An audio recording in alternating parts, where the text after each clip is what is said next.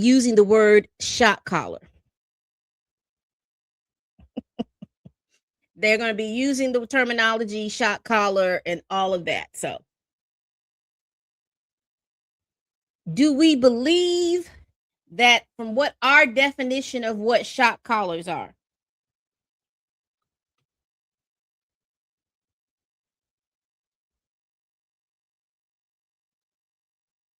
So a shot caller is just a slang term, a Black American slang term, excuse me, for someone in charge, a leader, or a decision maker who gives orders and holds authority within a group, such as a prison gang, street organization, or criminal enterprise.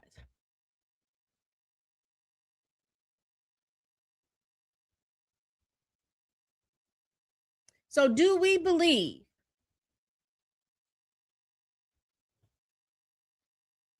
that Keffe D was a shot caller?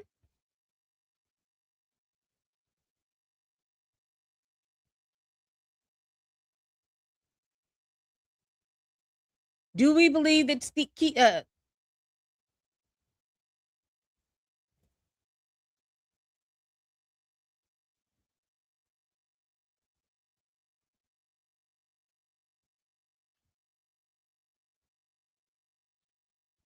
do we believe that he was a shot caller?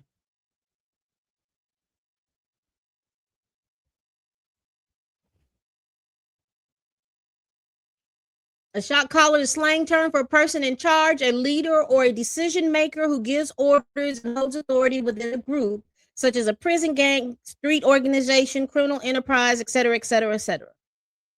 Keffe D, from what do we believe he was an actual shot caller, or do we believe that he was self-proclaimed? Do we believe that he was, in my opinion, he was a hustler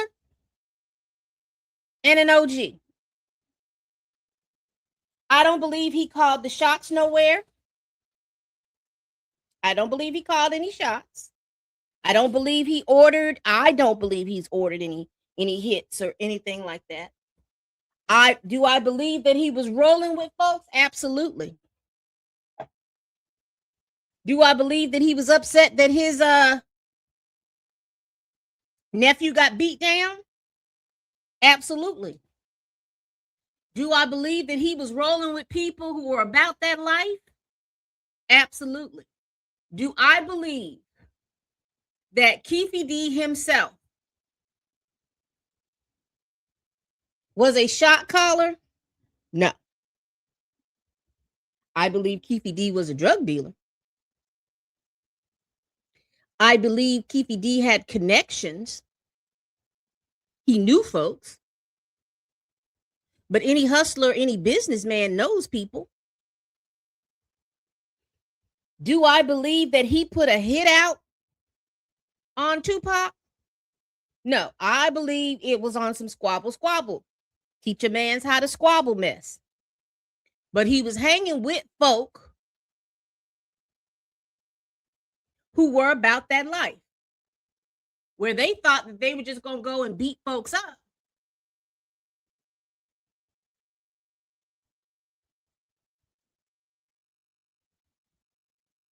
They were hanging with people, in my opinion, who were tad mentally unstable and who would who you know who were going to pew pew you. What I do believe is that Keffe D talks too much and he never shuts up. And so in that whole situation of him talking so much and trying to make himself appear bigger than what he is, he done talked himself into a murder charge. He done talked to all these people about all this stuff. And again, it's like delusions of grandeur.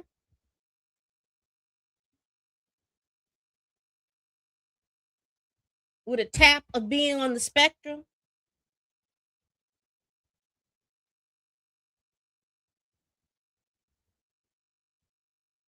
Delusions of grandeur with a tap of feeling like he's on the spectrum a little bit. because he don't know how to read the room. He just talks, and he just talks, and he just talks. This is what I think. I think people asked him questions. He was probably sitting around with a bunch of the fellas. He was talking his talk. He gets back to other people. When he gets arrested for the drug charge and he has to do that Fed time, when they came up and they were talking to him about this proffer and that anything that he said in this proffer wasn't going to be used against him, I believe Keffe D believes that he had immunity. Because you remember, the proffer agreement lets you share what you know about a crime, but it doesn't offer you immunity.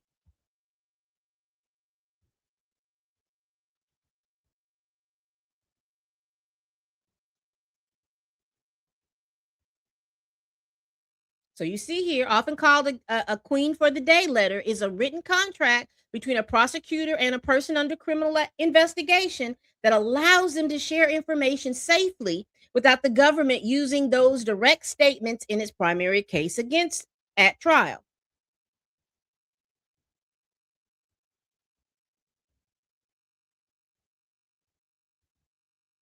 And you see down here, a proffer agreement is not total immunity. The government retains powerful ways to use the provided information.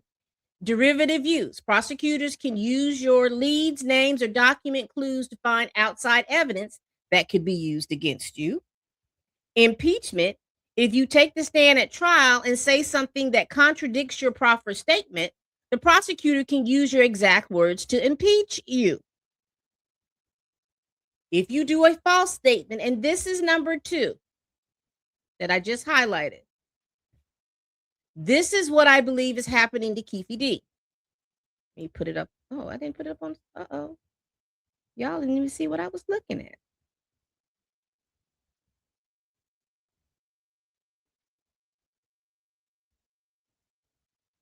If you can see what I highlighted, let me see. I think that they're using the information that he had in the proffer agreement, that he agreed to be truthful, and they are using that to impeach him from all the other times he has made statements about what happened. And they're coming back to the courtroom.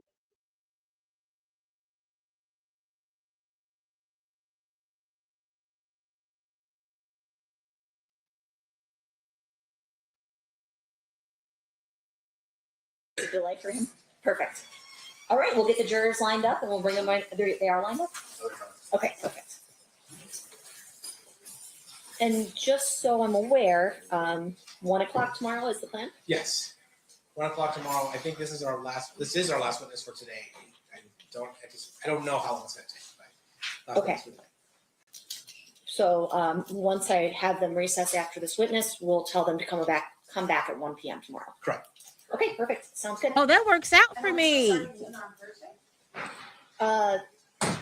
That's the idea. If you guys are ready. So that's 3 p.m. Oh, that works out for So me. you guys can talk about it and let me know. Because that's when I can come. Okay, Oh, that perfect. works out for me.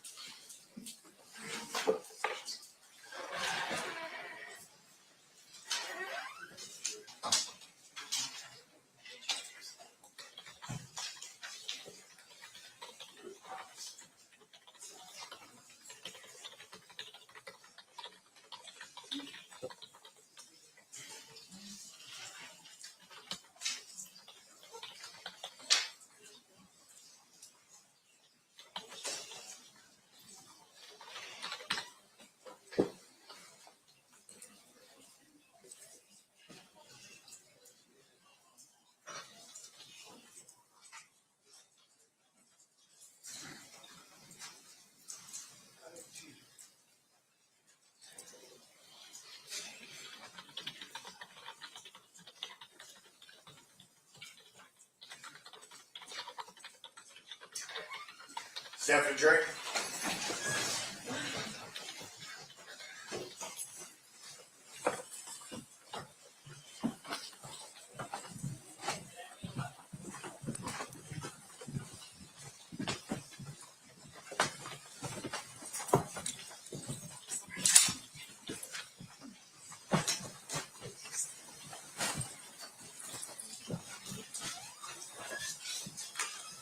for the party stipulate to the presence of the jury.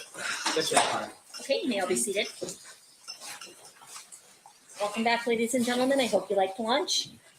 We are still on the state's case in chief. Mr. Kalal, you're standing up, so I assume you're calling your next witness. Yes, Your Honor. His name is Robert Ladd.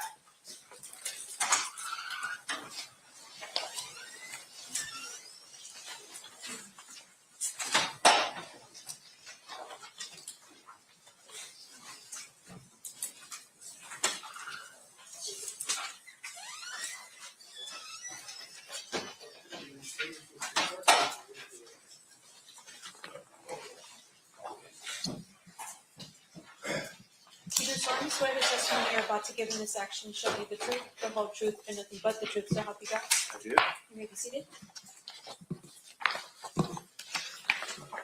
May I please have you state and spell your first and last name for the record? Robert Ladd, RobertLadd. You may proceed, Mr. Kalal. Thank you, Your Honor. Good afternoon, Mr. Ladd. How you doing, sir? Sir, can you tell us a little bit about your employment? Yes, I'm retired now, but I was a police officer for 32 years. Where did you start your career? I started in 1983 when I was hired by the city of Compton, And what was your initial position with the city of Compton? a patrol officer. And then did you change positions at some point? Yes, when I was a patrol officer for several years, and that really was my beginning introduction into the world of the Crips and Bloods, because most of the radio calls that we got in Compton revolved around gang activity. So I got to learn there, the way they dressed, the territories, how to read graffiti. And then in 1988, I was promoted to the gang unit. And for our edification, how big is Compton? Compton's a 10 square mile city. It had a population of 100,000 people, and we had 55 active gangs in this little 10 square mile city. Is it fair to say that most of the gangs were affiliated either with the Crips or Blood or Mob and various subsets of those types of groups? Yes, it was basically Crips, Pyrus, and Hispanic gangs. Mr. Kalal, you've reminded me that this may be a good time to read the Tavares instruction. You're right. Ladies and gentlemen, you are going to hear testimony regarding drug trafficking, conspiracy, federal convictions, as well as gang affiliation. These are not offered to show the defendant's propensity to commit crime or any other improper purpose, and you may not consider it for those purposes. It is only offered to establish the credibility of his prior statement, the statements made by defendant, motive, and identity. You may proceed, Mr. Kalal. Thank you, Your Honor. All right, and then tell us a little bit about your career in terms of, you said in 1983 you became a patrol officer and you were patrolling Compton, which had you responding to a lot of gang-related calls. Is that fair to say? That's correct. And then you ultimately go to the gang unit. Is that correct? Yes. And were you assigned a partner? Yes, my partner was Tim Brennan. And then who was the lieutenant in charge of the gang unit at the time? Lieutenant Reggie Wright Sr. During your time as a gang detective, did you also respond to a lot of gang activity in Compton? Yes, when I got into the gang unit in 1988, Compton was a very violent city. We were averaging 70 to 80 homicides a year and hundreds of shootings. So my responsibilities now were to investigate all gang-related crimes, gather intelligence, and photograph and identify gang members. And I also went out on a daily basis to try to contact gang members and talk to them when I arrested them. And also I tried to talk to them out in the field so I could kind of build a rapport with these gang members out there. Okay, so you'll have to forgive me, but when I think of a officer or detective rolling through Compton and trying to start up a conversation with a gang member, it seems weird to me that the gang member would want to interact with you at all. Like, how did you develop that rapport? Well, it doesn't happen overnight. It takes several years. You just gotta treat them fair, and you have to talk to them like you'd want to be talked to. And we didn't sweat them on the small stuff. We let patrol kind of do that. For instance, if they were out there just drinking some beer or smoking some marijuana or whatever, we'd come up And we talked to them, say, man, we're not going to sweat you on that stuff. And so over time, they say, all right, this guy's pretty cool. We'll talk to him. And then your partner, Tim Brennan, he ultimately was given a nickname Blondie. Is that right? Yes, DJ Quick wrote an underground song about it, and it was called Blondie. So everybody in the Compton knew my partner as Blondie. He kind of became famous over it. Can you tell me a little bit about any type of gang training that you've given as somebody who has dealt with Bloods and Crips in Compton specifically? Yes, it was from 2001 to about 2010 that my partner Tim and I, we taught at many national seminars right here in Vegas and in California also. And this is where thousands of police officers come from all over the country, as well as around the world, to learn about the Crips and Bloods. And so we taught them about that. You had mentioned that in a city as small as 100,000 people, you would have somewhere between 50 to 60 or more homicides a year, and then additional hundreds of shootings. Can you tell us a little bit about that, about the volume of these types of cases? Were they mostly gang-related shootings and homicides? Most of them were, yes. And in 1993, I was promoted to gang homicide detective and started handling all the gang homicides too. I did this till the year 2000. And so I spent 12 straight years in the gang unit. And during that time, I handled hundreds of homicide cases and thousands of shootings. And I actually talked to thousands of gang members, and I got to know really the way they talk, the way they think, the way they act, basically their overall mentality about gang life in general. I want to talk to you a little bit about some of the difficulties associated with investigating gang cases.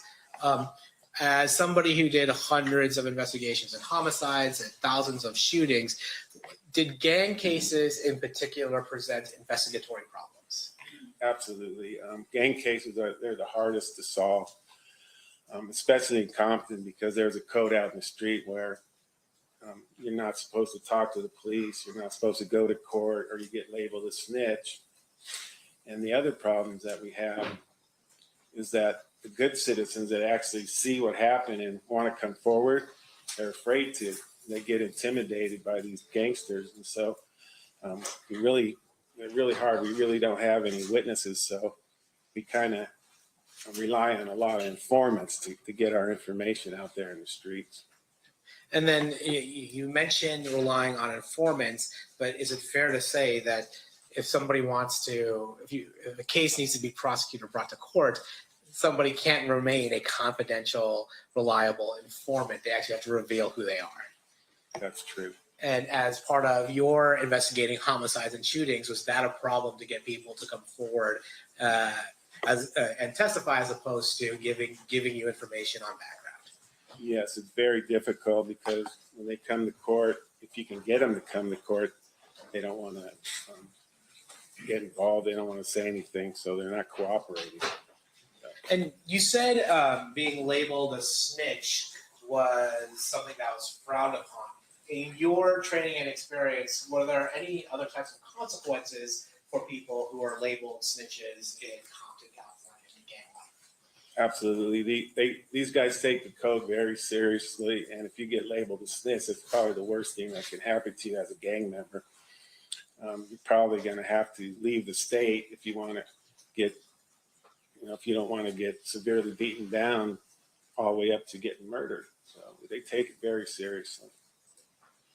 Now, I'm going to ask you now about gang in particular. I'm going to ask you about I'm going to ask you about the Southside Compton Crips. During your time in Compton, California, were you familiar with the Southside Compton Crips? Yes, sir. And can you tell us a little bit about the Southside Compton Crips? Yes, the Southside Crips, they're located in the southeast portion of our city, and their area, they're one of our larger gangs. It's probably a half mile in every direction. There was an excess of 100 documented active gang members at the time. and they identified themselves by wearing the color blue. So when you contacted a Southside Crip member, he's going to have something blue on, a blue shoestrings, a blue rag, blue, anything blue identifies him with being a Crip gang member. And also the Southside Crip members adopted the Seattle Mariners baseball cap. It's a blue cap, it had an S on it, and to them, the S stood for Southside Crips.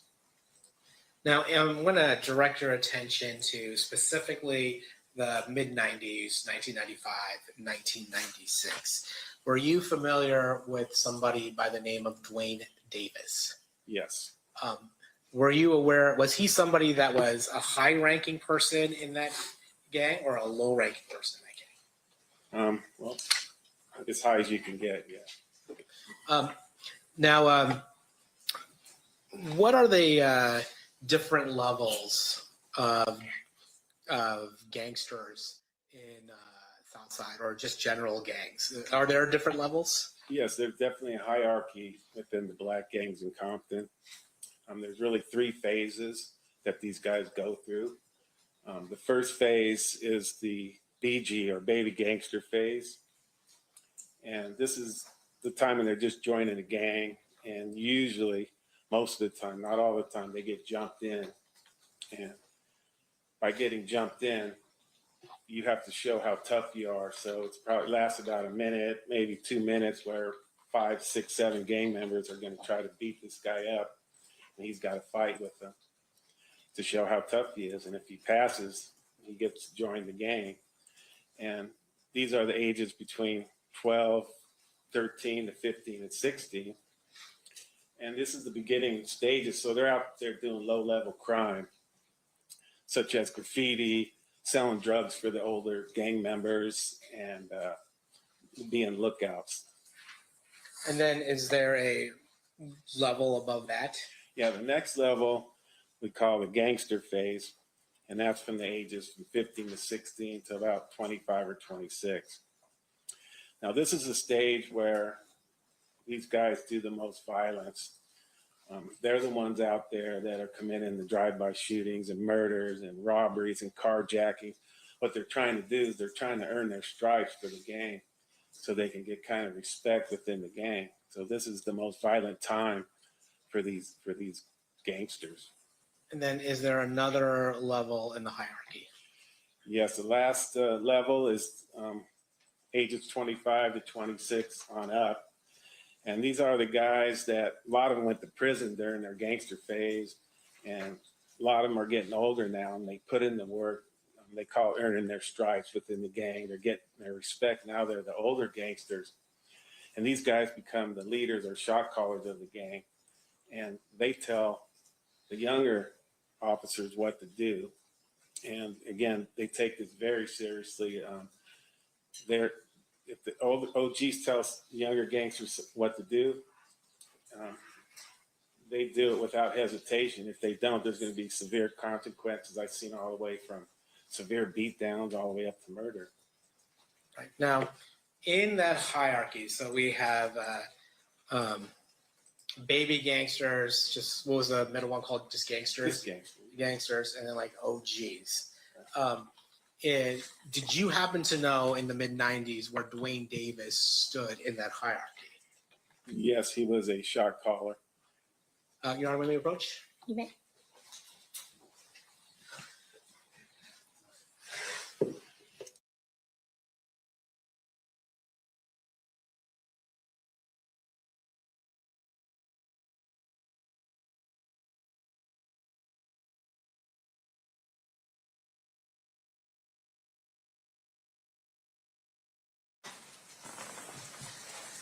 All right, so you're saying that Mr. Davis was a shot caller within the Southside Compton Crips. Absolutely, yes. And what does that mean?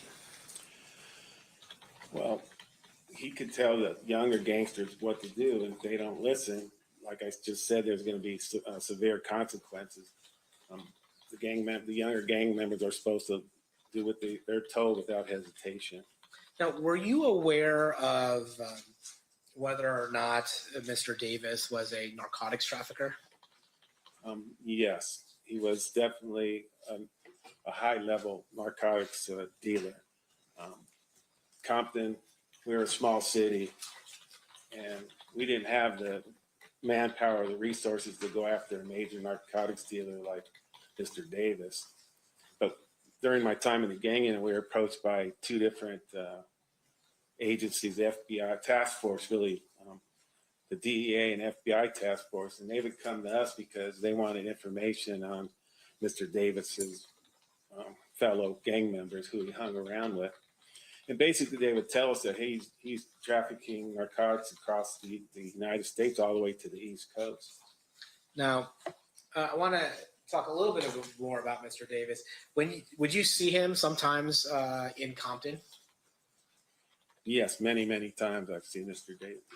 And can you do you see him in the courtroom today? Yes, I. Can you please point him out and identify an article of clothing he's wearing? Yeah, he's male black sitting at the end of the table wearing it's either gray or black suit. Your Honor, may the record reflect the identification of the defendant in this case? It will. All right, and how would Mr. Davis dress in normal like gangster attire, like you were talking about before, or would he dress differently? No, in his later years after he became the leader, whenever I'd see him, he'd be nicely dressed. Have the brim hat on, and he wouldn't have anything gangster-like on. He was always well-dressed. I'm going to ask you now about somebody by the name of Orlando Anderson. Were you familiar with Mr. Anderson? Yes, I was very familiar with Mr. Anderson. I had many, many contacts with him. Okay, and can you tell us how you first became aware of Mr. Anderson's involvement in gang activity, if such activity existed? Yes, I guess you could say I was there for his initiation into the gang. My partner, Tim Brennan, and I, we were at a fast food restaurant getting something to eat. We're in the drive-thru. And this particular restaurant was right adjacent to Southside Crip territory. And there's an alley that runs just adjacent to it. So as we got our food, and we were driving out of the fast food restaurant, and all of a sudden we heard a barrage of shots. We can hear them hitting our car.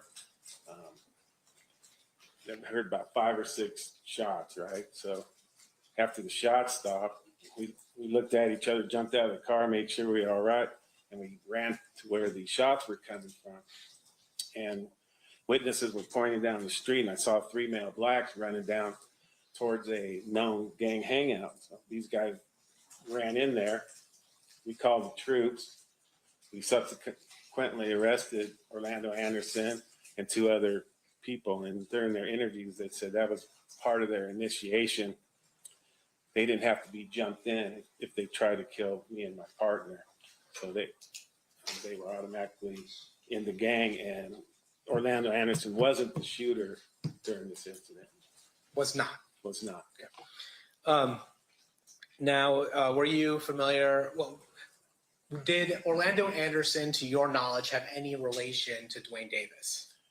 Yes, we found out that it was Orlando Anderson was Keffe's nephew. I'm sorry.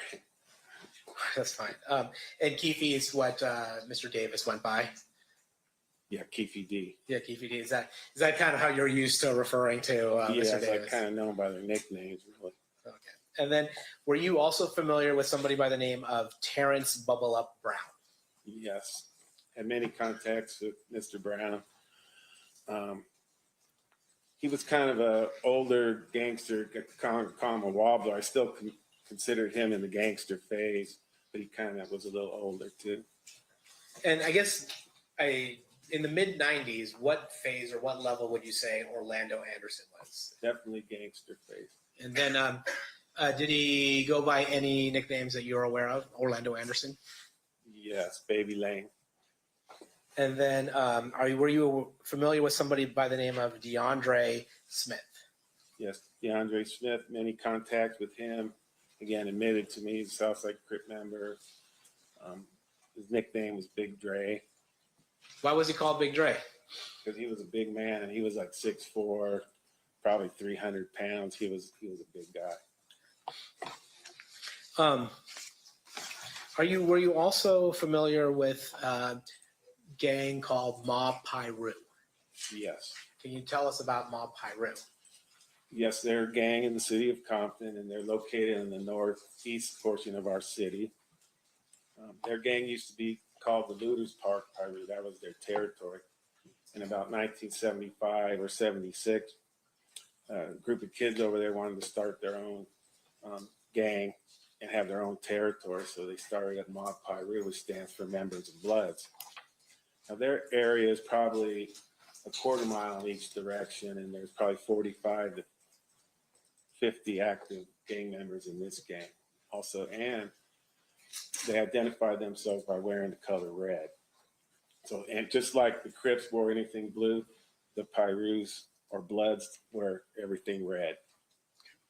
Now, we're going to talk a little bit about the flare up between Mob Piru and Southside Crips, but even before any of the music or any of the particular 1990s issues that we're here to discuss, would it be fair to say that Mob Piru and Southside Crips were natural rivals? Yes, the Bloods and Crips never got along since they originated way back in the early 70s. They're kind of like just natural enemies because one wears red and one wears blue. Were you familiar with whether or not Mob Piru associated with any particular record label in the mid-90s? Yes, Death Row Records. And were you, do you know who ran Death Row Records at the time? Yes, Suge Knight. And were you familiar with Suge Knight prior to his ascension in Death Row Records? Yeah, we had contact with him before, but not many because he really wasn't a gang member. He didn't really hang out, but he grew up in that neighborhood. I'm going to ask you about some of the people that you would associate with the Mob Piru. Earlier, I think now it's last week, we met with somebody named James McDonald. Are you familiar with James McDonald? Yes, very. Do you recall what his nickname was? Yes, Mob James. Now, would you go to the McDonald house in Mob Piru territory?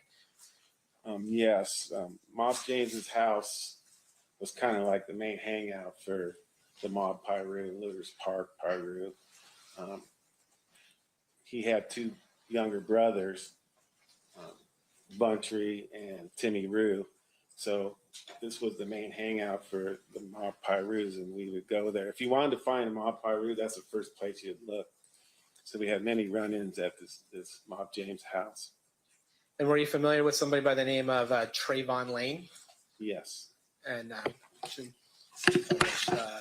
States Exhibit 60. Do you recognize the person depicted in States Exhibit 60? Yes, that's Trayvon Lane. His nickname's Trey, and he's a member of the Mob Piru. Are you familiar with somebody by the name of Roger Williams? Yes, I am. His nickname is Neckbone, and he's also a member of the Mob Piru. No, actually, I think I skipped something with Trayvon Lane. You had talked about the three levels of being a gangster. What level would you say Trayvon Lane was in the mid-90s? Gangster. So like the middle, most violent level. Yes. And then with in the mid-90s, what level was Roger Williams? Definitely gangster. In the mid-90s, what level was Mob James McDonald? I would consider him an OG. And then in, you'd mentioned Buntry. Is that Alton McDonald? Yes, it is. And in the mid-90s, what level would you describe him? Gangster. And then are you, now in that neighborhood, same neighborhood, there was a person that lived there or grew up there named Reggie Wright Jr.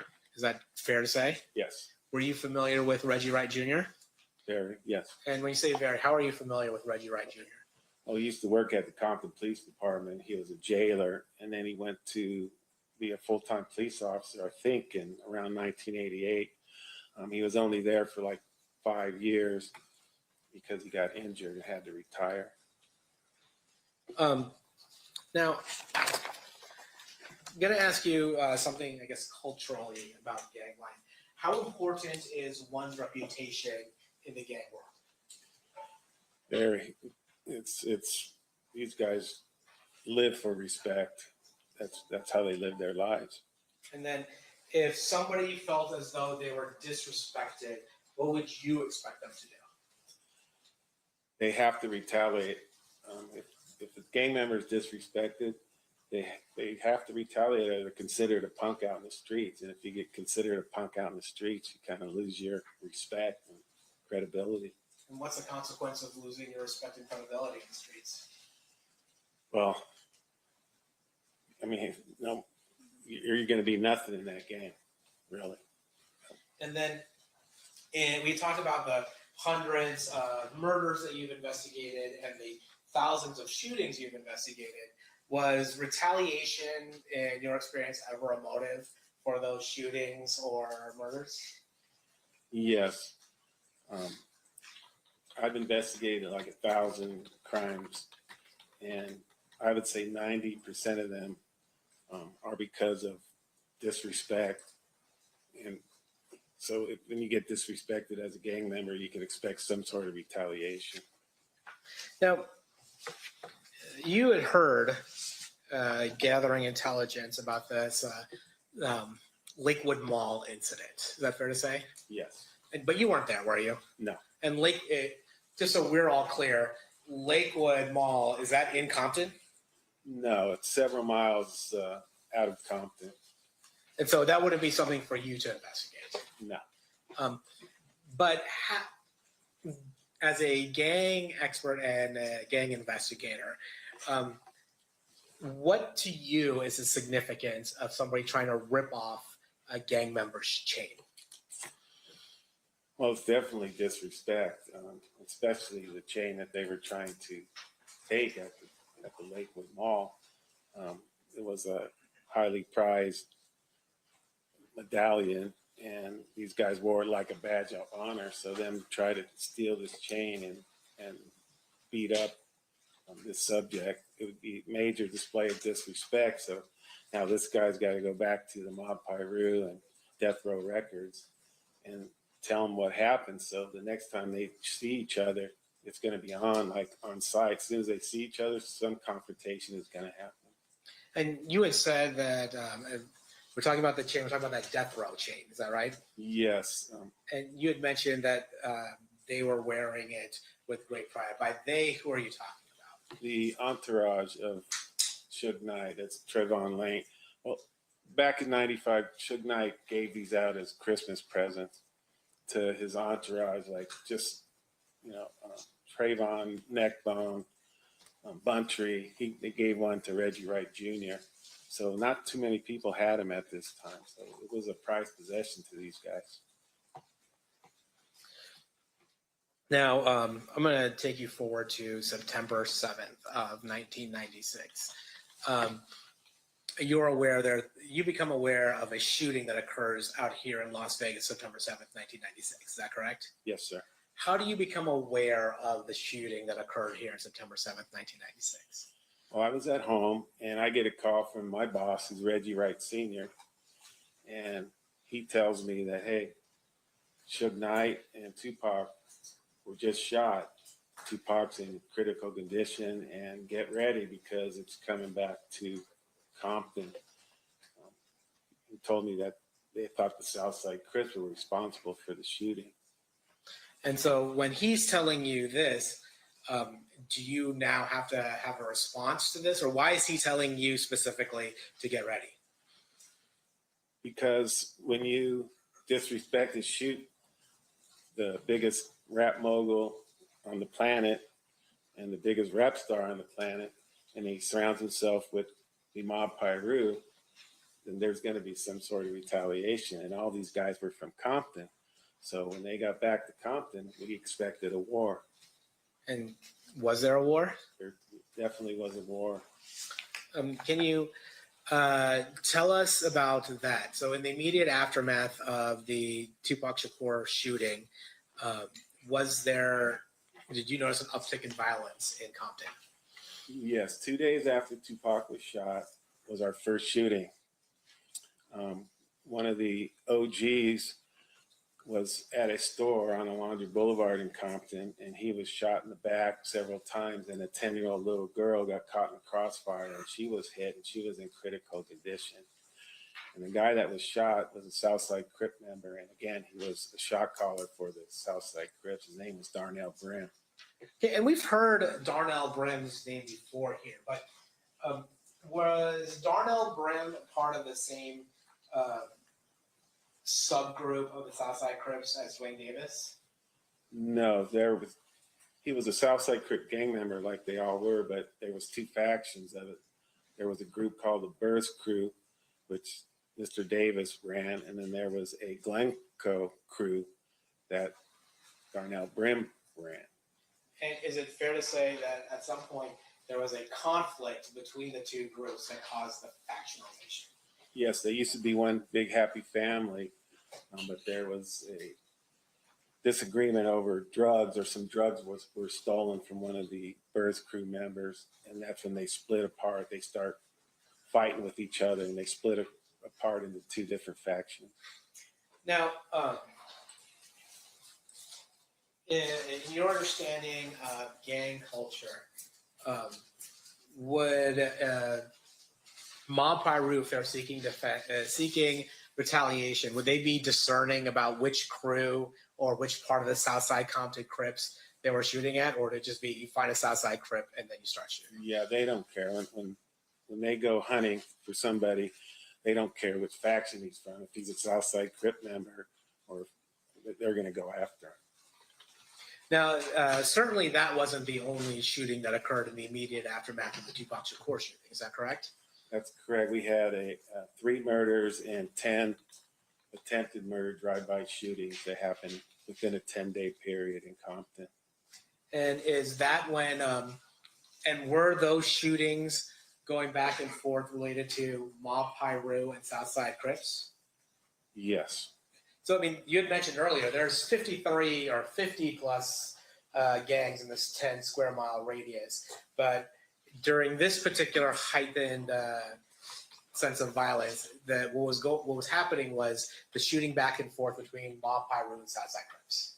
Yes, but basically what it told me as a gang investigator right after the first shooting of Darnell Brim, to me there was no doubt in my mind that the Southside Crips were responsible, because the Mob Piru had to retaliate, and they had 54 other gangs to choose from, but they went right after the Southside Crips.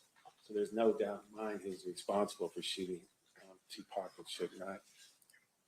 Now, as a result of this, in October, do you and your partner Tim Brennan put together a multi-house search warrant? That is correct. And what was the purpose of this search warrant? Well, we had 2 purposes, really. One, there was a war in the city of Compton, and innocent people were getting shot as well as gang members. And so we wanted to put a stop to that. So by hitting houses on both sides, both the Pirus and the Crips, and we wanted to quell the violence and try to stop it. The other reason was we wanted to try to help Las Vegas PD with their investigation of the shooting of Tupac and Suge. And when you said you wanted to help the Las Vegas Metropolitan Police Department in their investigation of who shot Tupac and Suge, can you elaborate more on how you believed this search warrant might help Metro in its investigation?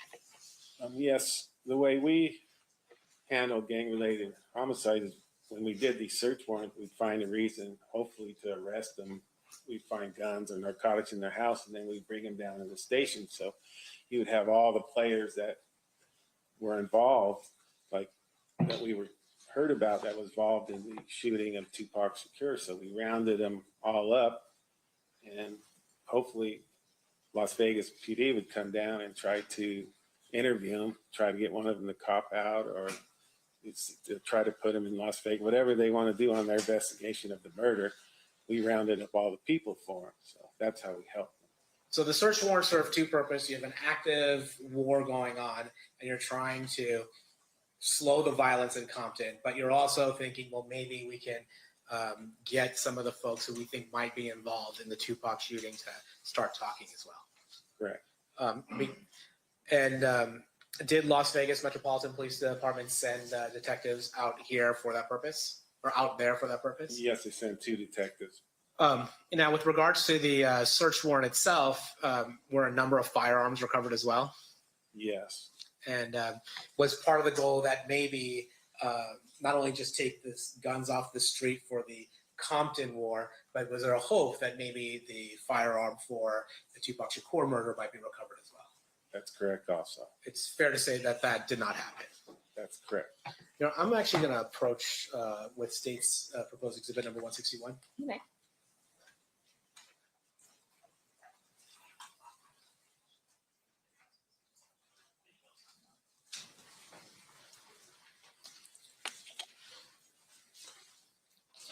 I'm showing you what's proposed state's exhibit number 161.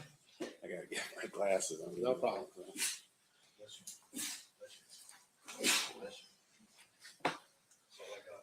Okay.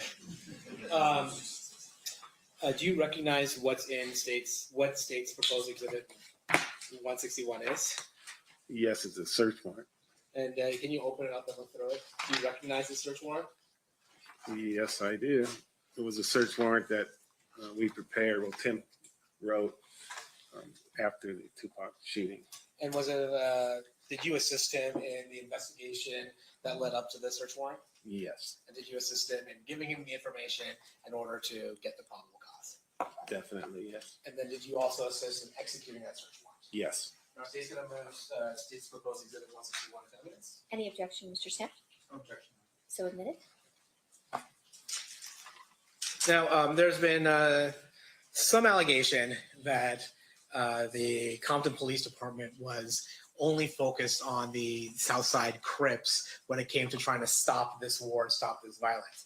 Is it fair to say that among the houses that were searched included a large number of Mob Piru houses along with Southside Crips houses? Yes, definitely. We hit many houses on both sides.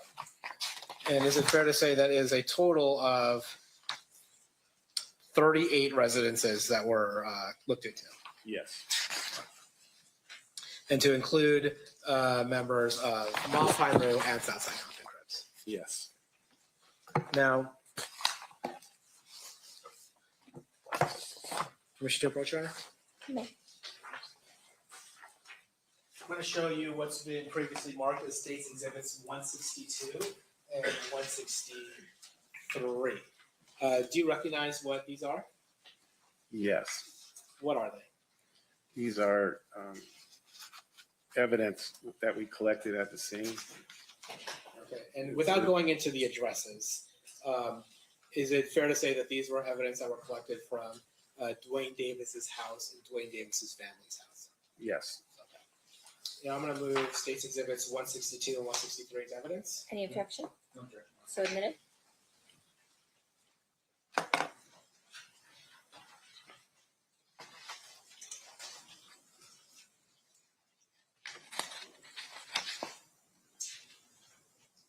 Okay, I'm going to first turn your attention to State's Exhibit 162. Can you push that? Yeah, you just want me to avoid the address, though, right? We have to avoid the address, so maybe take it off. Jessica, maybe take it off me while it comes up, so we can avoid the address itself.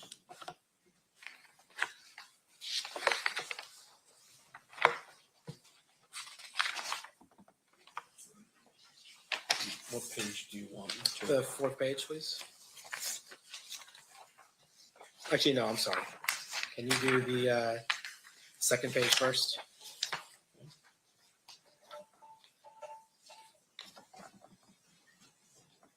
Okay. Yes. Okay, so this is the first address we're going to talk about here. And again, we're not going to go into what the actual address is, but do you recognize the people that are listed that were located at the address?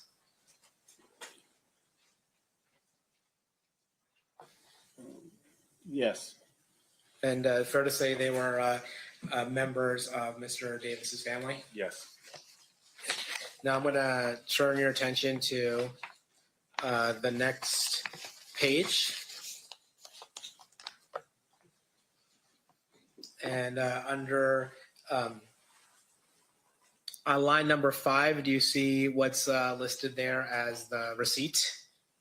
Yes, And line number 5 is 1 hotel's receipt. Is that correct? yes, And then line number 6 is 1 Compton Municipal Court subpoena. Is that correct? yes.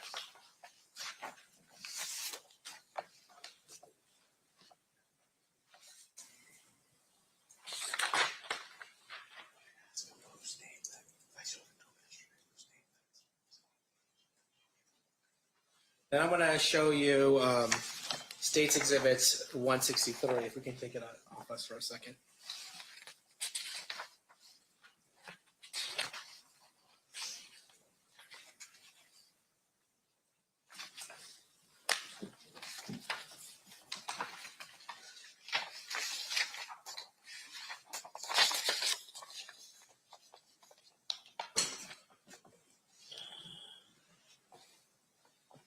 Oh, if you give me half a second here. Sorry, can we approach? I think you just have to show it to him, Mr. Paul. I don't think we can put it up. Okay. This is what it says.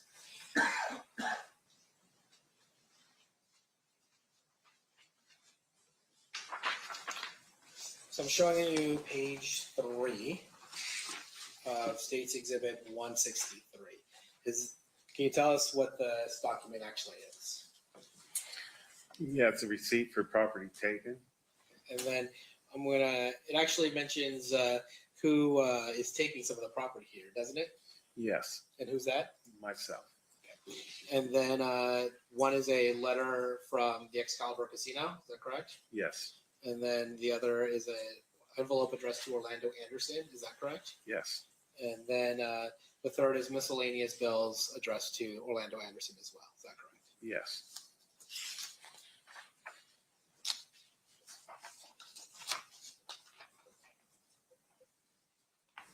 And all of these 3 items were collected by you, is that fair to say? yes. So from Mr. Davis's home, and well, we'll start with 163.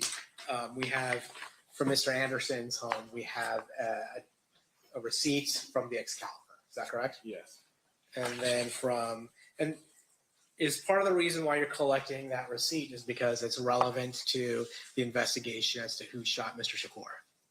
Yes, we thought it might be significant that it showed that Mr. Davis was in Las Vegas at the time of the shooting. I guess in this one's Mr. Anderson, correct? Yeah. And then from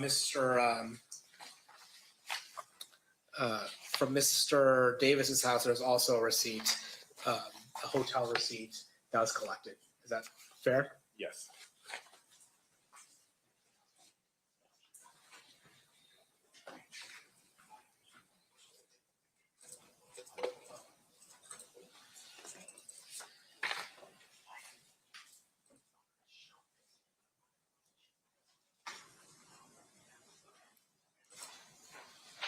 Yeah, I'm going to approach. I'm going to show you States 160. And we're not going to talk about the addresses specifically, but the 2 addresses attributed to Mr. Anderson and Mr. Davis. One is at the top, and then one is at the bottom with a red dot. Is that correct? Yes. It's fair to say that they are very close to each other. Yes.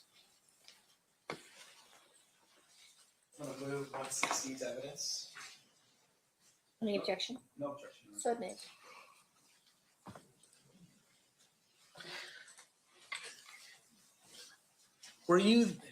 So Mr. Anderson, was he one of the people that was caught up during the search warrants, this 38 house search warrant? Yes. And was Mr. Davis around during the 38 house search warrant? No, we couldn't locate him. So you were able to locate Mr. Anderson, but Mr. Davis was just not around. Correct. And you don't know why or how that is. That's correct. But with regards to Mr. Anderson, it's fair to say Mr. Anderson at that point is a person of interest, at least, in the shooting of Mr. Shakur. Definitely, yes. And then at that point, do you make him available for questioning with Detective Becker from LVMPD? Yes. And does Mr. Becker make an attempt to question Mr. Anderson? Yes. And did any useful or relevant information come out during the course of that questioning? Not that I was aware of. Now, let's fast forward a little bit. During, you were aware that 6 months later, Christopher Wallace, also known as the Notorious B.I.G., also known as Biggie Smalls, he was killed in Los Angeles. Is that correct? Yes. Was that in the Compton area? No. So were you responsible for the investigation of Christopher Wallace? No. But did you end up assisting the LAPD in trying to execute search warrants in an attempt to gather information on the murder of Christopher Wallace? Yes. Why were you the person, or you and Mr. Brennan the person that LAPD would ask for assistance? Because we knew who all the players were, and we told them at the time that they had a little internal feud going with each other, and we were getting ready to do search warrants on them. So you were getting ready to, they were having an internal feud. Is it fair to say that the 1997 search warrant served a dual purpose in a similar way that the 1996 search warrant served? Yes. So like in 1996, you have a war between Mob Piru and Southside Crips, and you're also trying to see if you can get any information related to the Tupac Shakur murder. Is that fair? Correct. Yes. And then in 1997, you had mentioned that there was an internal feud that had gotten violent. Is it fair to say that the Burris Street crew and the Glencoe Street crew on the Southside Compton Crips, that they had started engaged in their own violent feud? Yes, definitely. And as a result, and at that same time, there was some question as to whether or not members of the Southside Crips may be involved in the murder of Christopher Wallace. Correct. And so, were those two goals, or those two functions, part of the reason or the basis for executing the search warrants? Yes. Now, I'm going to show you what's been previously admitted as State's Exhibit 136.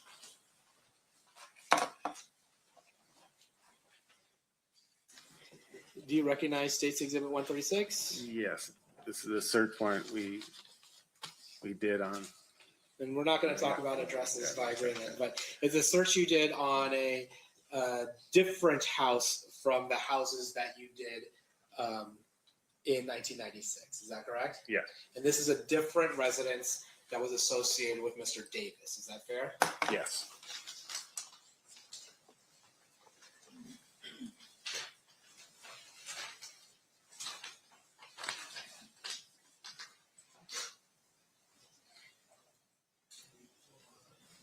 Page 4, 136. I thought actually 136, but it is. Just give me a second. In course indulgence, Your Honor, we're just pulling that up. Sure.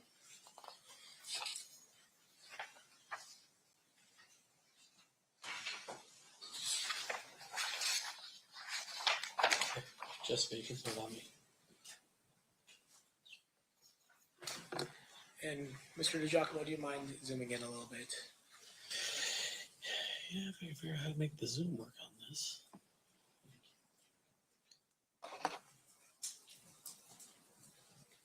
Oh, that didn't work. Let's see if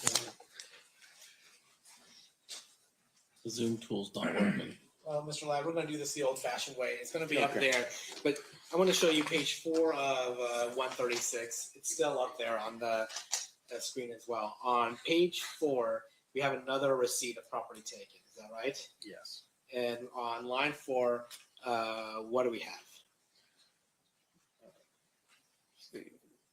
A money due bill for the Monte Carlo Casino. Now, in relation to this search warrant as well as the other search warrant, really you can only take property that would be related to the investigation, correct? Correct. So like if I couldn't take just any random property just because I have a search warrant, can I? No. You have to take things that are related to the actual search warrant. Correct. Now I am going to ask you, did you spend, you said you had worked at Compton till about, how long, actually, let me rephrase. How long did you work at the city of Compton for?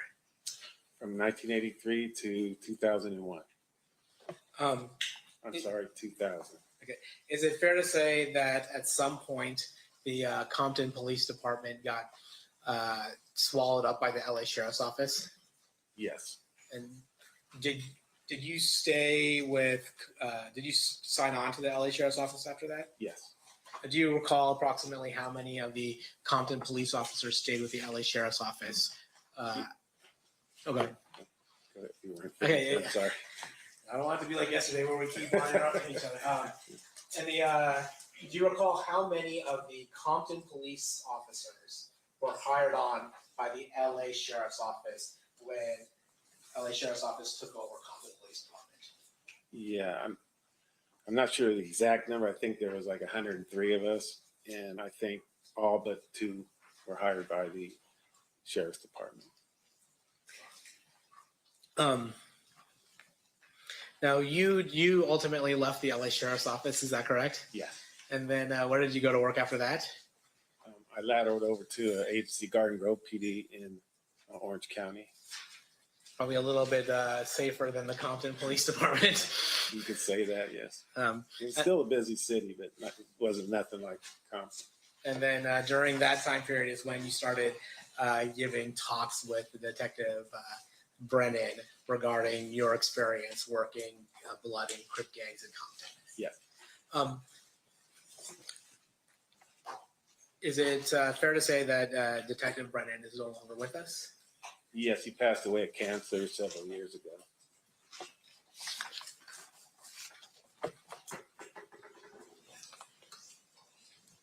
Oh, yeah. I'd forgotten about one of the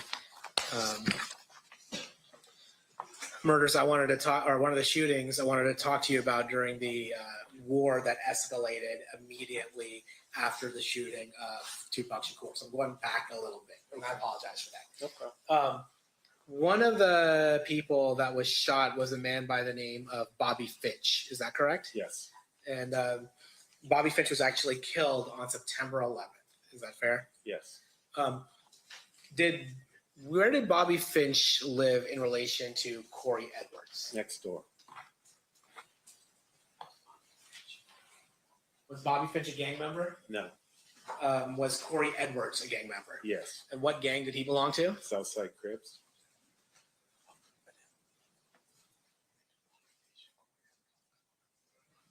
And do Bobby Finch and Corey Edwards look alike? Yes, they do. Seal pass the witness. Does anyone need to use the restroom before we get into cross? Seeing no hands, Mr. Stamp. Oh. You're good? You're good? Restroom. Okay, perfect. All right. During this recess, you're admonished not to talk or converse amongst yourselves or with anyone else on any subject connected to the trial, or read, watch, or listen to any report or commentary on the trial of any person connected with this case by any medium of information, including without limitation, newspaper, television, the internet, and radio, or form or express any opinion on any subject connected with the trial until the case is submitted to you. I'll have you guys back here at, let's say, 2:15. Please rise for the jury.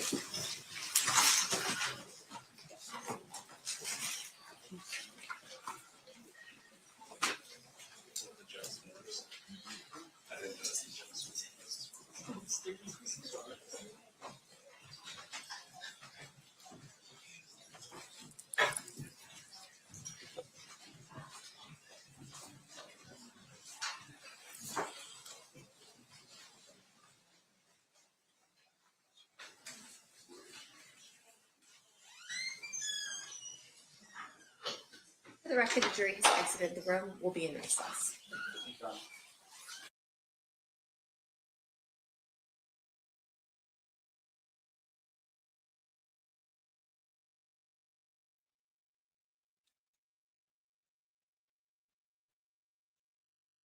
What do y'all think about that testimony? Keffe D didn't look too happy. And interestingly enough, this man worked with the Compton Police Department until it was disbanded in 2000. He's coming off as he's like this cool cop. We didn't sweat the small stuff, you know. So anyway, they're on a 15-minute break. And I'm taking advantage of all their breaks today, y'all. But as I was talking about before with Keffe D, before the trial started back again, you remember we talk. I keep talking about this proffer agreement.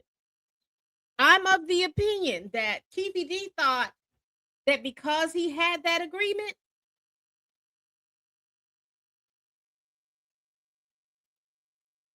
that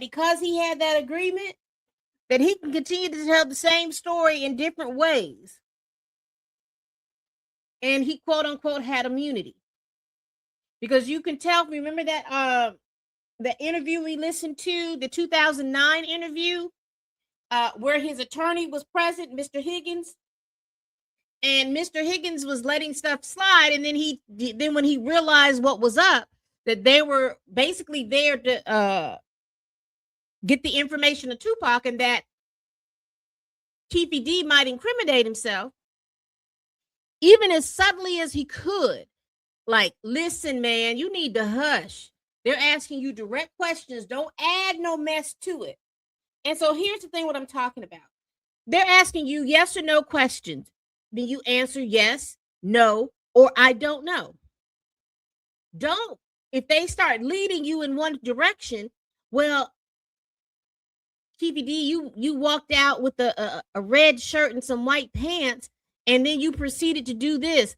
Well, I didn't have that on, but I went and started doing. I went and started shooting. I started baking cakes and stuff.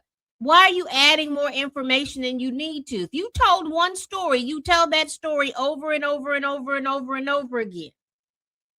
You do not deviate from that story.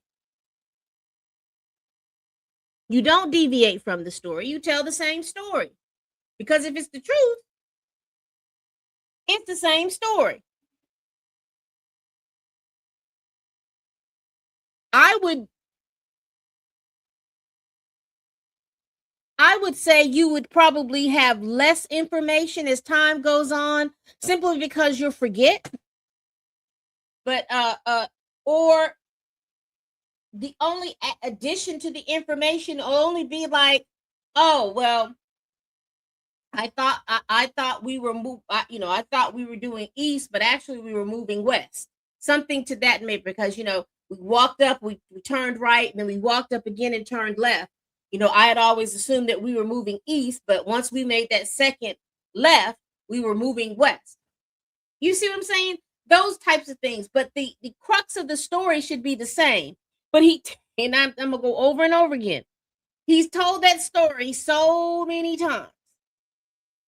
But as far as him being the shot caller, calling him be whatever, what do you all think?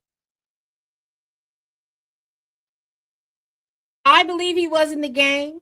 I believe that he was, he was here in the game. But the way Keffe D presents himself now, he talks too much to be someone to be making decisions. He sounds like the decision will be made and they send him to execute it. He is trusted because he's older to execute it. But I don't know if I consider him to be the shot caller, but y'all let me know. So what we're going to do, they're going to be back in a few minutes. So I'm going to go ahead and let us break, because I know if you like me, bathroom breaks are needed and all of this good stuff. And we'll come back.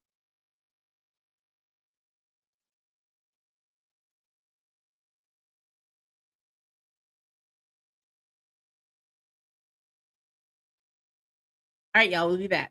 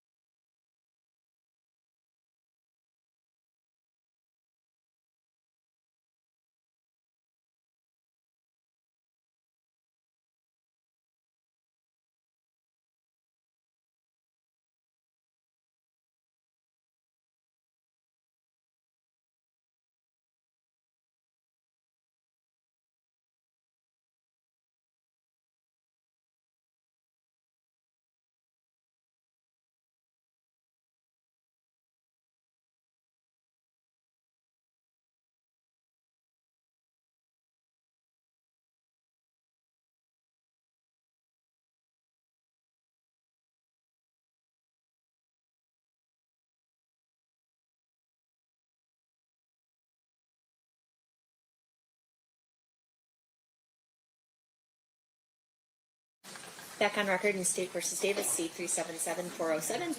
Anything we need to address outside the presence before we bring the jury in? Top of the state. No, you're not. Okay, let's bring him in.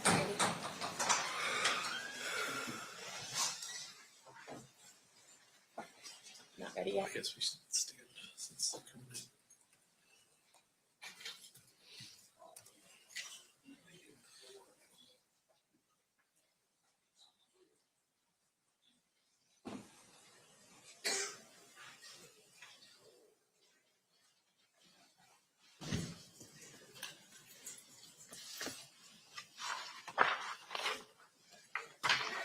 Stand to jury.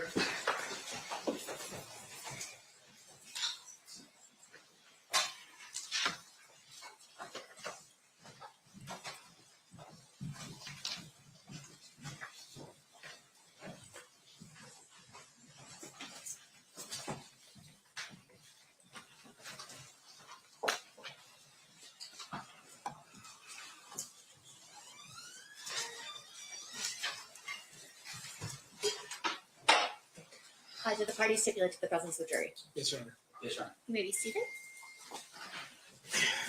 All right, we're on cross. So whenever you're ready, Mr. Stamp, you may proceed.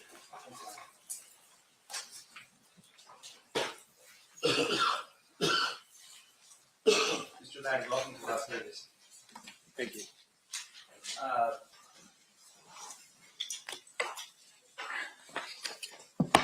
Now, during your time in Compton, seems like it was a pretty colorful time where you were there. Very active, yes. There's a movie called, I think, End of Watch. Have you ever watched that movie? No. Okay.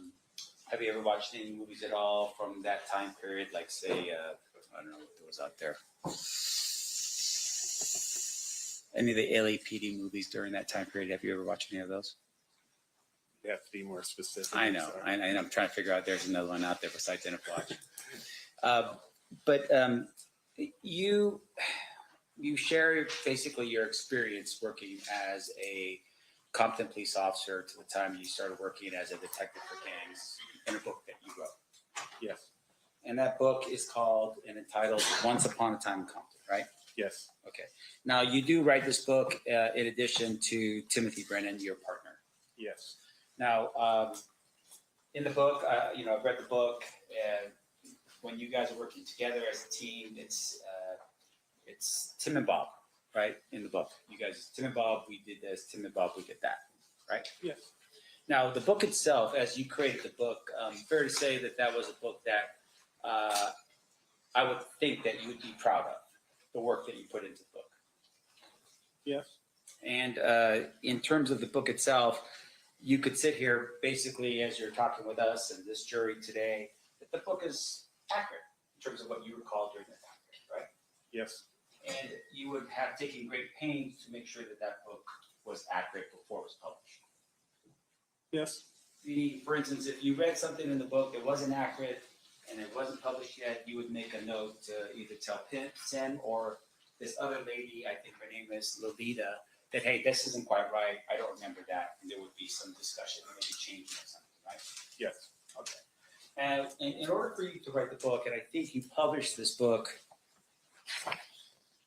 in 2017. correct. That was, and you started working for Compton in what year? 1983. So, and you start off in the book from 1983 on in terms of your experience working as a police officer in Compton, as well as Tim's experience working as a police officer in Compton, right? Yes, Did you, I would imagine you would have used notes and that kind of thing to help refresh your recollection and help remind you of certain events, certain cases, that kind of thing. yes, Yeah, because in the book, for instance, there's a lot of different people you run into. There's a lot of different scenarios you run into as well, right? yes. Most of it was based off our memories, but Yeah.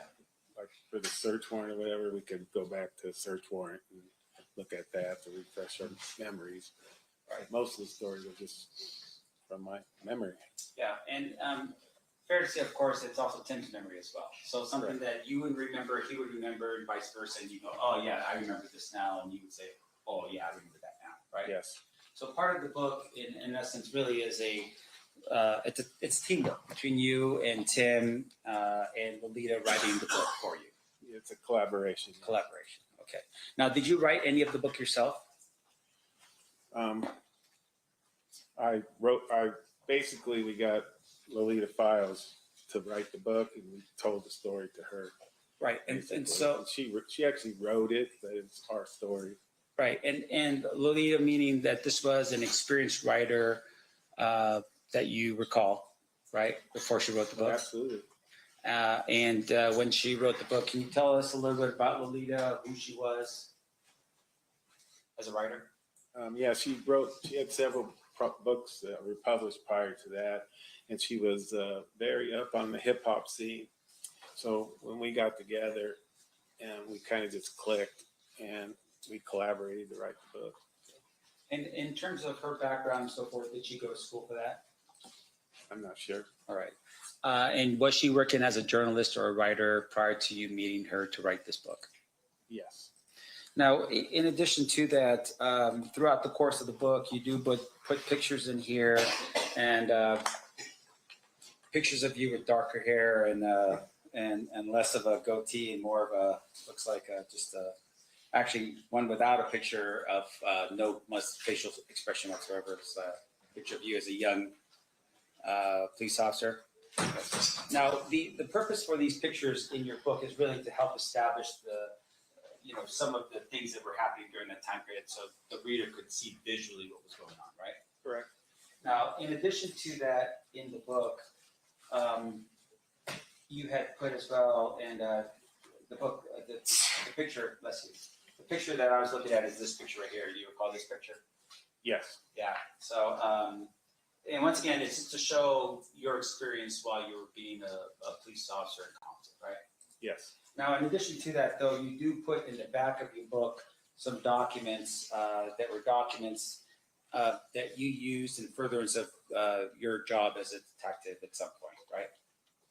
I don't really understand that question. Meaning, for instance, in the back of your book, you do put in here a map of the Compton area gangs, for instance. Yes. You also put in here, and the Compton area gangs for the jury, we're talking just to highlight how compact of an area the city of Compton was and how many different areas was claimed by different types of gangs. Fair? Fair. Okay. In addition to that, you also have included in here the affidavit, the search warrant that we just talked about before, right? This 40 area search warrant. Yes. You put that in the book as well. Yes. And just for the jury's edification here, for instance, none of the information in here is redacted, meaning it's not taken out by a black mark or anything like that, right? Correct. All right. And I'm not trying to get anybody in position here for to be in trouble, but in essence, the book and the information that's in here was readily available for anyone who wanted to buy and read it. Correct. Okay. Now, in addition to that, did you have a publisher on this? At the beginning, we did, yes. Okay. And what do you mean at the beginning? Well, it was a publishing company, and we kind of had a little conflict with them, so we decided to leave them and self-publish. I see. And so with Lolita's help, once the book was finalized and you and Tim both felt good about the finished product with Lolita, then you just published it yourself. Yes. How does that work? Well, you just go to Amazon Books, and it kind of just runs you through it. It's kind of a complex system that you have to do.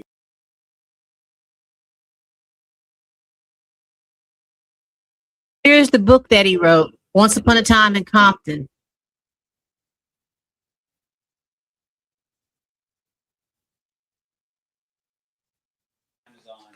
Amazon becomes a platform that sells the book. Yes. And so if someone's interested in the book, they just look it up and they click and they buy the book. He wrote it in Now, April at some 25th, point, though, as they're 2017. buying the book, you receive 418 a record pages. as to how many people have purchased the book, right? Yes. And how much money you and Tim and Lolita would potentially be making for the sale of each book. Correct. Now, in this case, for instance, with the sale of each book, I would imagine Amazon would have taken a pretty big chunk of the proceeds from the sale of each book. Yes. You don't make much money. Yeah. And so even though you're selling, and with regards to Once Upon a Time in Compton, can you tell us how many of these books that you sold? No. Okay. I'm assuming at some point you did receive a check. Yeah. Okay. But not something that you could retire on. Oh, definitely not. Okay. And in terms of your books, do you remember how much they cost, how much you were selling them for? I thought it was $15.99, but I'm not positive on that. Okay. Right. Now, one of the things that's in your book as well is you had, there was a part of the book where you had identified a MGM Grand ticket to the Tyson Seldon fight. Do you recall that particular image in your book? I think it was, yeah, we recovered that out of Suge Knight's house. And with regard to that, if I show you, let me just do this quick here. Your Honor, if I could approach and ask the clerk to mark this as proposed exhibit next in order.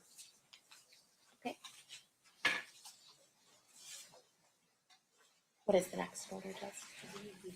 B. DD. She'll put it on there. Is it B? B? DD. Okay, got it. It'll be a minute. Thank you. Oh, was there any objection? I apologize. So you say it first.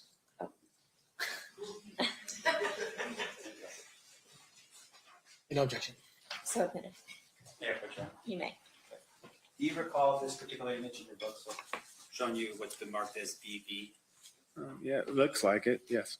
Okay, and that was a ticket stub, it looks like, to the Seldon Tyson fight Yes, on September 7th, 1996.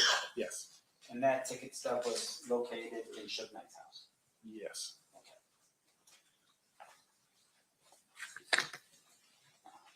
Thank you.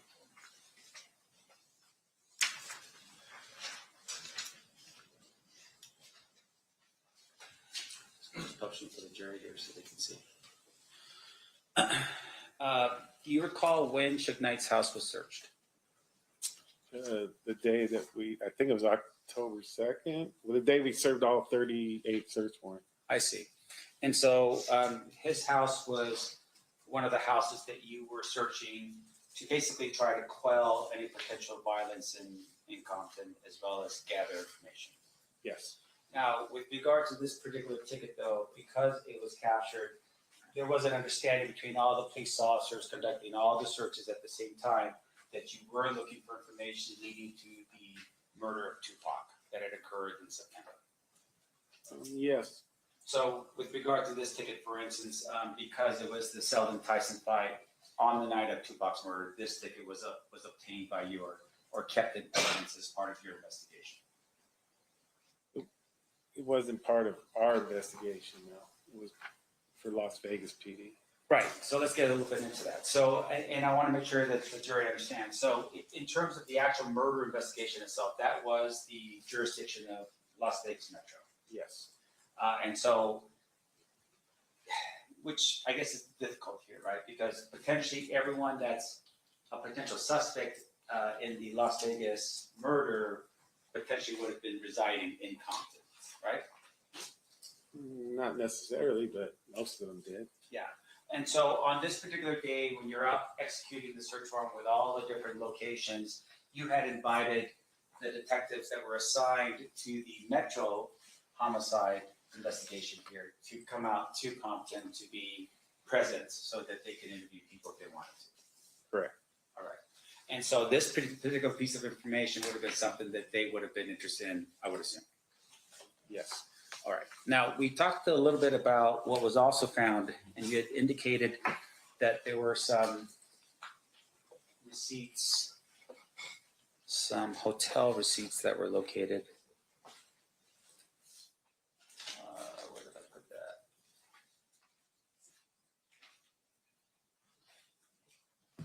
Oh.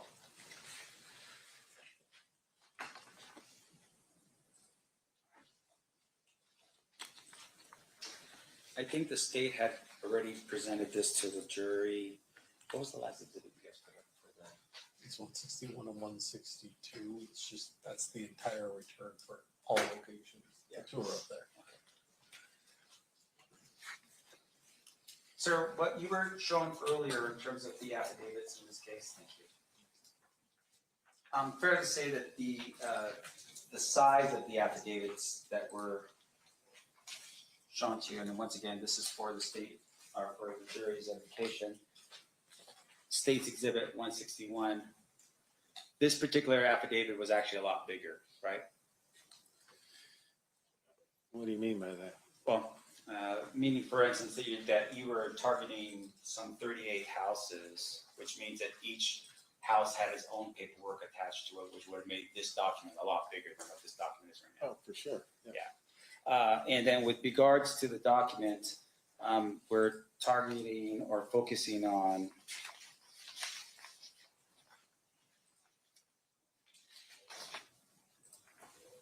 the first item here. Looks like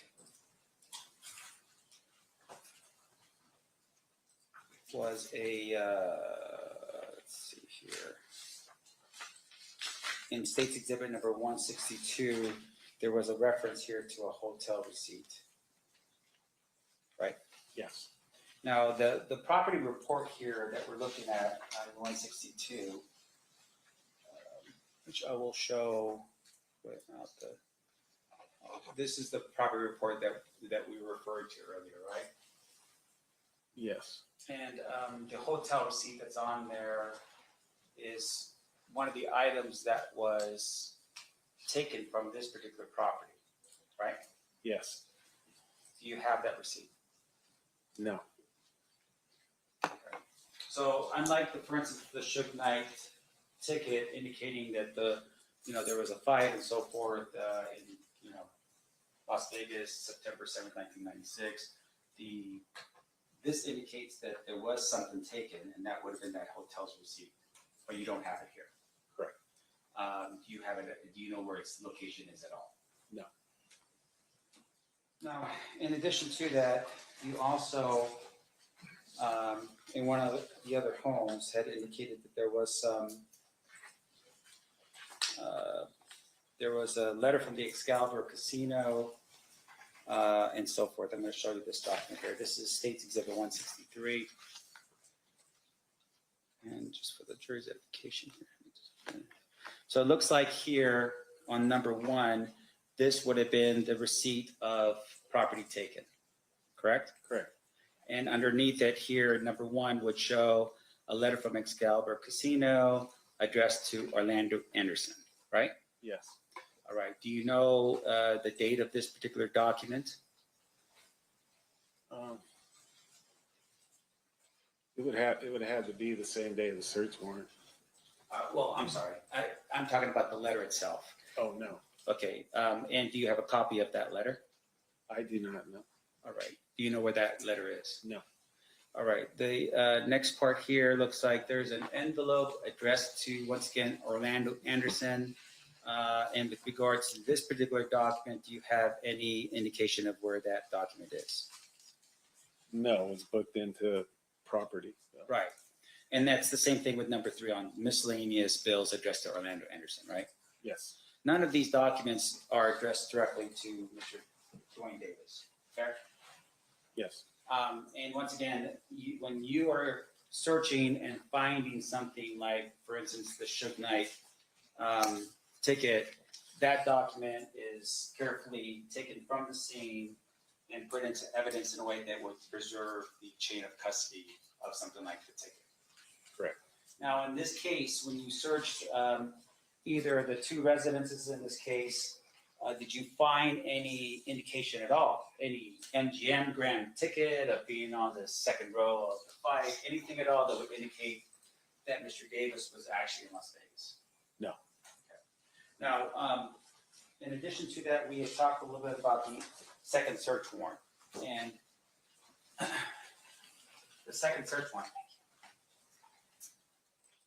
is this one here, State's Exhibit 136.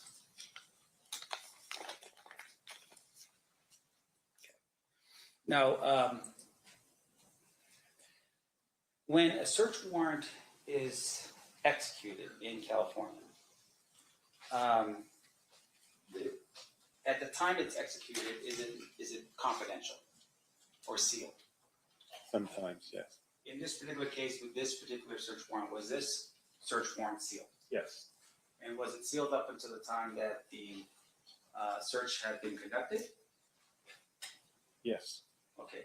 When did this particular search warrant become unsealed? I don't recall. Okay. Fair to say, though, that if someone's charged in a crime based upon search warrants that are sealed, that search warrant would then be available for the defense to look at. Yes. And it would be unsealed at that point. Yes. And that would be the same, of course, with the search warrant that occurred at the beginning of October the year before, right? Correct. So in this case, with this particular search warrant here, this is dated as of May 27th, 1997.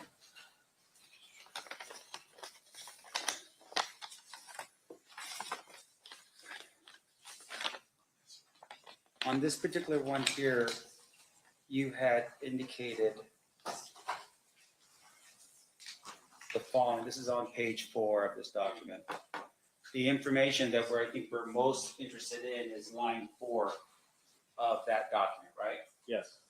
Meaning that, once again, these are items that were taken from this home, and those items were put into your property or evidence log. Correct. And number 4 is a money due bill from the Monte Carlo Casino. Right? Can you tell us the date of what this money due bill was for? No. All right. And once again, your search in this particular regard was actually May of 1997, right? Quite a few months after the September 7th, 1996 shooting. Correct. In addition to that, in terms of that money due, can you tell us, for instance, who that money due bill was addressed to? No. Okay. Now, there were some questions by the state on that issue about the fact that this was actually a search warrant investigating into the murder of Diggy Smalls. Remember that line of questioning from the Yes. state? But fair to say, of course, that even then, as you're conducting this kind of investigation, you are still thinking about the Tupac case, right? For sure. Yeah, you weren't just at that particular point forgetting that the Tupac murder even occurred. You're still thinking during that time period, if you run across something you think is relevant, you would have identified it, right? Correct. In addition to that, though, you would have identified it and you would have called Metro and say, hey, by the way, we got something there that will help you with the Tupac murder investigation. Fair? Fair. Okay. There's no reason why you wouldn't have done that? Not that I know of, no. Now, we talked a little bit about the size of some of the people that were involved here. And I think, was it DeAndre Smith you said was a pretty big guy? Yes. All right. And you said he was like, what, 6'2", 6'3", and about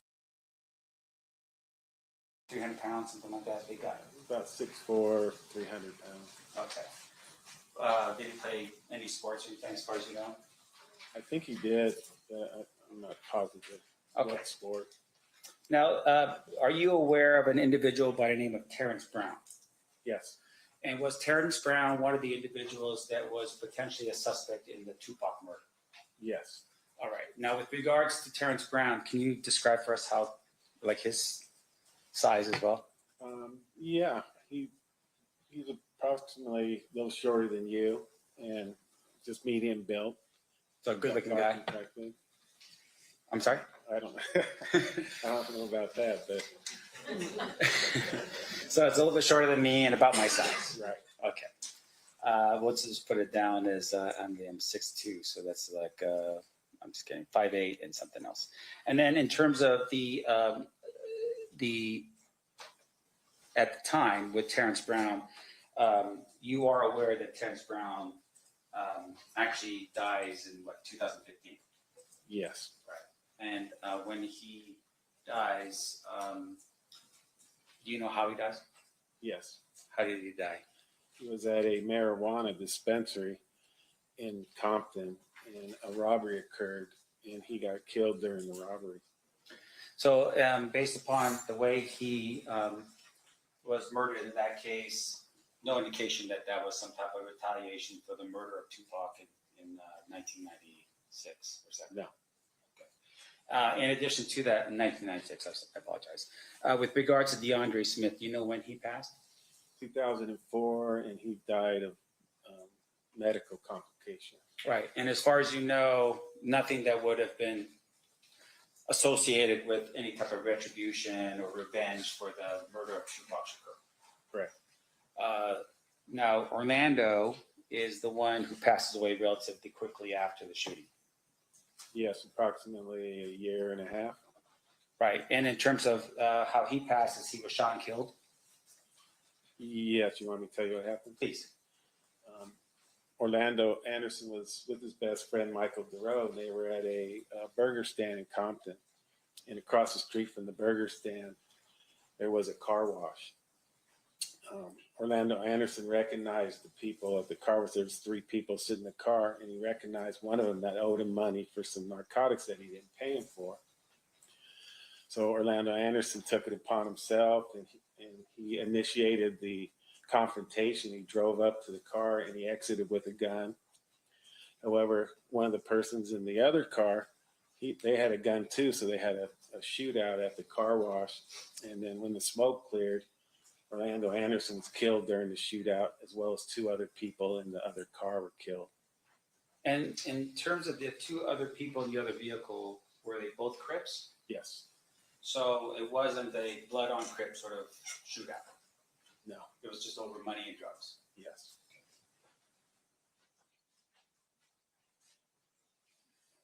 Now, we've had some discussion here about Darnell Brin. And you're familiar with Darnell Brin. Yes. And the way I'm understanding this is that within the Southside Crips, you had 2 different factions. Correct. You had the Glen Cove faction with Darnell Brin, Yes. and then you had the Burr Street faction. Correct. Now, in terms of the 2 different factions that we have here, the Burr Street faction was a faction that was dealing with the drugs mostly. I'm That sorry, how it can you repeat that? In terms of the Burr Street faction, that they deal in drugs. That was one of the things that they were involved in, yes. Yeah. And in terms of the other faction, we talked a little bit about Darnell Brin. He was a shot caller. Correct. And he was a violent person. He had the potential of being a violent person, yes. Well, you recall in your book describing him as a very violent person? I don't recall that, but if it's in there, it's what I said. Okay. And once again, it would have been something that if it wasn't true in your book, you would have corrected it. Yeah, I'm not saying he wasn't a violent person. Yeah. He definitely has the potential to be a violent person. And isn't it fair to say, though, like even in your book, that you describe him as being someone that was implicated in some attempt murders, that kind of thing as well? Absolutely. Darnell Brin. Yes. Now, Darnell Brin is shot in the back how many days after the shooting of Tupac Shakur? 2. And with regards to the shooting in the back, do you know who shot him in the back? No. Okay. We were told it was Pyrus, though. Right. And would that fall more into the idea of what you're saying about retaliation in this case? Yes. Now, there are other people that potentially were considered, I think including the initial investigation here, as being part of the Tupac murder. Do you recall a person by the name of Noel Spank Johnson? Yes. All right. And he is also a Southside Crip member, part of the Glen Cove crew. Correct. All right. Do you recall a person by the name of Jerry Monk Bond? Yes. All right. Once again, part of the Glen Cove crew. Correct. And then also Orlando Anderson. Correct. Okay. So those individuals at some point were considered to be potentially involved in the murder of Tupac Shakur, correct? Yes. Okay. Now, in addition to that, when you had conducted the searches on Mr. Davis's home and the locations that we're at, did you ever find money? Not that I'm aware of, no. No vast sums of money for somebody making 20% of $4 million a month? No. How about expensive clothes, like stuff that was worth, suits worth $6,000, anything like that? I don't recall the clothing that was inside. Yeah, but in terms of, just information about the individual's living conditions, for instance, did you find any expensive cars that he owned or anything like that? Besides the lowriders and stuff that people put a lot of work into. Well, them are expensive cars to me, so Yeah. yes, we did. And when you say lowriders, are we talking about lowriders here or BMWs? Monte Carlos, hydraulics, all that kind of stuff. Sure. And in terms of the Monte Carlos and the hydraulics, Mr. Davis was actually part of what they call a lowrider club in Compton. I wasn't aware of that. Okay, you're not aware of. Let me ask this next question. But in terms of the vehicles we're talking about, they were not for Mercedes-Benz, BMW, nothing like that. They were just modified cars. Correct. Now, in addition to that,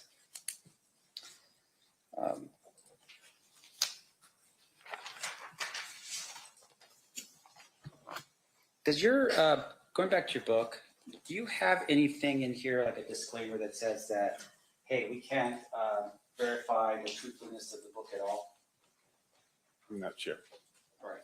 If you were just to review the book real quick, just to tell me if there is anything like that, would that help your Yeah, recollection? honestly, I wouldn't even know where to look. It should be in the front because it'll be a big warning. You want to check it out? No, there's nothing in there to that effect then. And would it be? Have you ever read a guy by the name of Greg Kading's book, Murder Rap? Some of it, yes. Can you tell us who Greg Kading was? He was an LAPD sergeant. Okay. Did you have any interactions with him? No. Did he share in any investigation that you were involved in? No. Did your partner have any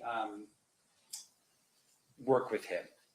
Yes. And the work that we're talking about is in the task force that was assigned to investigate the murder of Biggie Smalls. Correct. And he was part of, Tim Brennan was part of that along with Mr. Kading. Correct. All right.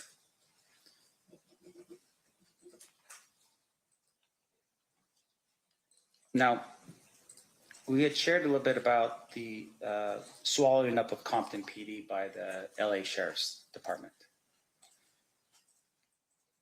You call it swallowing up. I call it absorbed or whatever. Right. Why was that?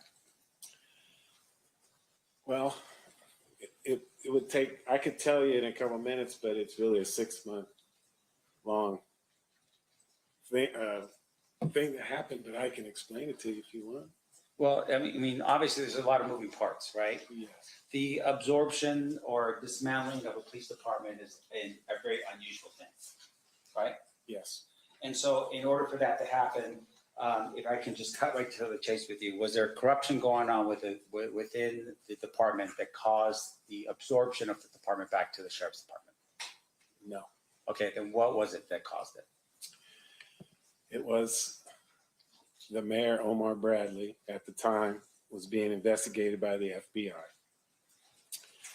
He found out that he was being investigated by the FBI and he blamed our chief, right? So what he did is he put our chief and a captain off on administrative leave and he made some allegations of missing narcotics, okay? Now these guys were 2 30-year veterans with prestigious careers. Our department elected to do a vote of no confidence against the mayor. And this really pissed the mayor off. And he went to the city council and they voted to bring in the sheriffs. And they never asked the citizens if that's what they wanted. He just did that upon himself. Now, there was a long investigation regarding the stolen narcotics, and our 2 captain and chief were exonerated. There's a 60-page report on it, And it was resulted in one Hispanic narcotic officer was taken to narcotics and he was dealt with. So the bottom line is we lost our police department, 112-year-old police department. Omar Bradley ends up getting arrested and convicted. So everybody lost here. And as a result of that, I think you told us earlier, you didn't stay in the city of Compton anymore. You got reassigned to another city. No, I stayed in the city of Compton for a year, and then I elected to go to another agency. I see. All right. And then while you were there, the other thing that you did, and you shared with us a bit about the fact that you were very well versed in the gang culture in Compton, right? Correct. And in terms of the well versed, meaning that you can identify and see patterns of behavior that would indicate to you maybe gang activity, for instance, right? Yeah. And that would also include how a person dressed. We talked a little about that. I watched it. Like for instance, even like the way a person dresses and lives, right? That would help you determine maybe potentially that person's associated with a type of gang. Yes. Like in this case, No. No, all right. But with regards to the way it's set up, though, is that did you at any point ever determine that Tupac Shakur was a member of the gang? No. Why not? Because he wasn't. And when you say that, I mean, obviously he's associated with the mob or with the death row label. Correct. And he was also at that particular point hanging around with Suge Knight. Correct. And Suge Knight was an identified Mob Piru or an associate of the Mob Piru. Correct. As well as other people who were Mob Piru, like Mob James, for instance, that was in that association. Yes. His entourage were all Mob Piru gang members. Okay. But you're telling us right now that Tupac was not a gang member? No. Just because he was hanging around these people did not make him a gang member. Correct. Now, fair to say, of course, that even in the Death Row record label, there were actually Crips that were assigned, that were part of that label as well, right? Yes. That would have been Snoop Dogg. Correct. That would have been Dr. Dre. I'm not sure about Dr. Dre. How about, who's the other one that I'm thinking of? Is it Eazy? He wasn't associated with that record label. I don't think he was. You tell me, because I'm just, I'm trying to figure it out. But fair to say, though, that within business, it wasn't about a color as much as it was about money, right? You're making money, and so you're not isolating one segment of the population from the other in terms of your product. Correct. Okay. Now, with regards to Mob James at that particular point, you had told us that you believed he was an OG at the time. Did Mob James have any indication for violence? I never investigated him for any violence because he was in jail when I was, most of the time that I was in patrol and in the gang unit.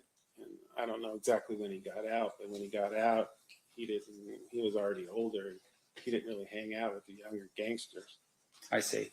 And with regard to this retaliation thing we talked about, you said there was some concern that once the shots were fired and Tupac was hit, that there was concern that there was going to be some type of gang war back in Compton, right?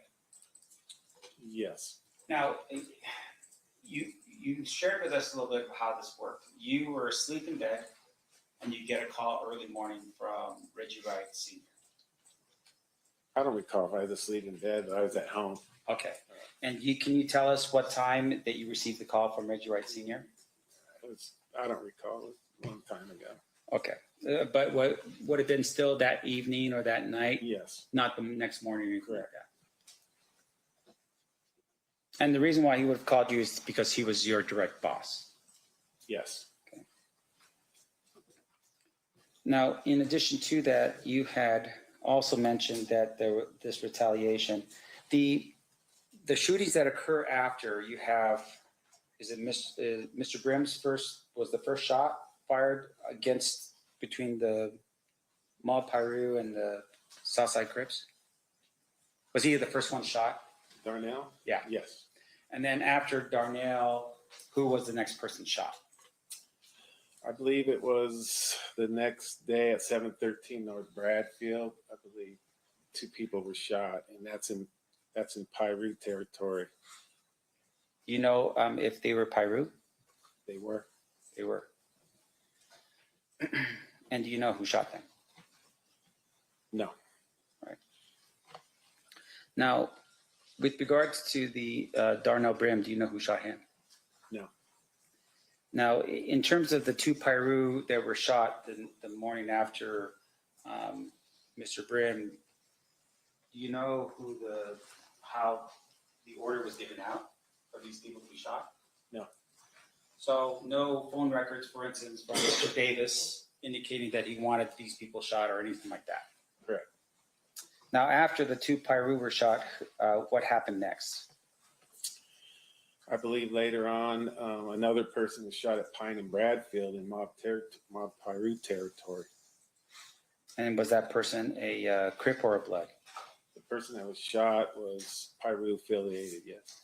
Okay, so 2 Pirus are shot that day, and then later on that day, another Piru affiliate was shot. Yes.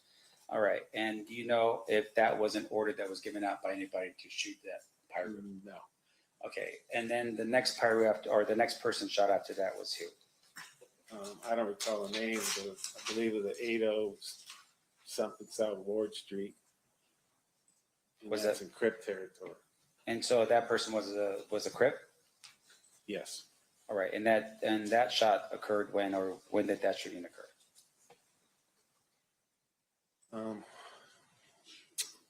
I don't recall. And as far as you know, this is happening over the course of maybe there was 10 days. I think that was how it was framed. It was like it's a 10-day war in Compton. Yes. But fair to say it may have been a little bit longer, like maybe 13 days, right? No. Okay, let's say this. So if we go with 10 days in this, any proof at all that we can show this jury that Mr. Davis ordered any of the shootings to occur in this case? No. Now, in addition to that, the idea here behind the shootings, we go back to the Lakewood Mall incident, right? Sure. Is the Lakewood Mall incident, in your mind, the sort of the definitive act in which the war is now declared between the, Mob Piru and the Southside Crips? That was the first incident that sparked this whole back and forth thing. Yes. Now, let me ask you this: did it really happen? Yes. Okay. Now, in your book, you identify it as happening at the Lakewood Mall, Yes. and it happened in a Foot Locker. Yes. Now, do you have any indication at all of a police report or a call for 911 to the area on a fight that occurs at the Lakewood Mall that day? No. No. Do you have indication at all from the security people at the mall where they would have written up a report that said, hey, we had an altercation here at the Lakewood Mall? I don't think a report was generated by the security officers. No. Okay. Now, fair to say, of course, there's been some description of that brawl being the kind of brawl that actually required Foot Locker to redo their entire inside because it just destroyed the inside. You recall anything like that? I never heard anything like that. I just know there was a fight at the Foot Locker. Right. You heard there was a fight, but you never made any effort, for instance, and it's not your job because it's Lakewood, right? Correct. But in essence, no verification that even Foot Locker was contacted to say, hey, did a fight break out over here on this particular day? Nothing like that. Don't recall. So in essence, what we have right now is what you had heard from people on the street as to what happened at this Lakewood Mall incident, right? Yes. Now, some people, I would assume, thought that the shooting of Tupac was in retaliation, or maybe the fight of Tupac and Orlando was in retaliation to what happened at Lakewood Mall. But as you're sitting there right now, you don't have any actual proof of the Lakewood Mall incident actually occurred. No. Okay. Just Now, in addition to that, we had heard from you a little bit about, I'm sorry, I just have to make sure I got all my notes here. We talked a little bit about your identifying of a shot caller, right? Now, a shot caller is somebody who basically tells people what to do. Yes. And you had said that the shot caller is somebody that if an order is given to one of the other lower people on the totem pole, they have to follow that order. Correct. All right. And in this particular regard, you don't know, for instance, what happened in Las Vegas, who did anything in terms of the shot call or anything like that, right? I don't understand the question. Meaning you don't have any proof for us today that says that, first of all, even if Keffe D was in Las Vegas, right? You don't have any proof of that. His own admission. I mean, Besides the admission, you don't have any actual like physical evidence that supports that, right? Correct. And then in terms of his admission, did you ever verify what he was telling people to see what he was saying was true? as far as what? Being in Las Vegas. Did I? Yeah. No. Okay. So in terms of the information that was given, you're just saying that because Mr. Davis was a drug dealer and maybe had provided money for the Southside Crips or something like that, that because of that, he is a leader in the Southside Crips. Well, there's more to it than that. Sure. But I just want to make sure I'm clear about something here. In terms of your investigation in this case, did Keffe D ever order a hit on anybody before or after the shooting of Tupac Shakur? Not that I know of. I have no further questions. Thank you. All right. Redirect by Mr. Paul. Yes, let's start where Mr. Sam left off. So, Mr. Samt asked you if you had any proof that Mr. Davis was in Las Vegas at the time of the Tupac Shakur murder. And your response was his admission. Is that fair to say? Right. Now, you have investigated hundreds of homicides. Is that right? Correct. Have you ever relied on a defendant's or suspect's admission to form a case? Yes, sir. In fact, in gang cases in particular, where witnesses are scared to come out, is a defendant's admission of committing a murder powerful evidence used to prosecute. Yeah, that's basically that's how most of our gang crimes get solved, is by self-admission or incrimination. Okay, and then Mr. Samt asked you about you don't know that whether or not Mr. Davis ordered the hit. And to be fair, you weren't in the Cadillac, were you? No. Okay. But let's go through Mr. Samt's logic. You had said that Mr. Davis was a shot caller within the Southside Crips. Is that fair? Yes. And then let me pose this to you. If using Mr. Davis's admissions, Mr. Brown, Terrence Brown, DeAndre Smith, and Orlando Anderson, and Mr. Davis are in a car, who is the leader in that car? Mr. Davis. Who is the shot caller in that car? Mr. Davis. And so if a shot is coming, if those four people are in a car and shots are coming out of that, who has to give the authorization? Mr. Davis. Okay. So if Mr. Davis is in the Cadillac, he's the one calling that shot. Absolutely. If he tells them not to do it, say let's handle this back in Compton, they wouldn't have had a shooting. If he sanctioned it, then there'd be a shooting. And Mr. Orlando Anderson, he was what you had called a gangster, right? Absolutely. So he would be the person that would have to listen to Mr. Davis. Yes. And so was it in your experience, knowing the roles of everybody in that vehicle, could Mr. Anderson shoot that gun with Mr. Davis in the car without Mr. Davis's permission? No. Now let's talk about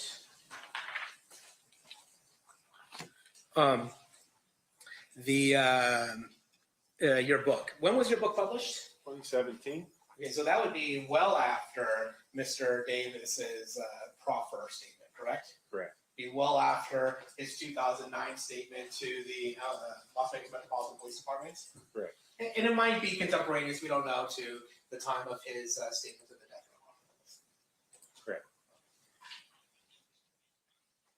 row. Correct. Regarding the, I want to talk a little bit about the LA Sheriff's Office absorbing the Compton Police Department.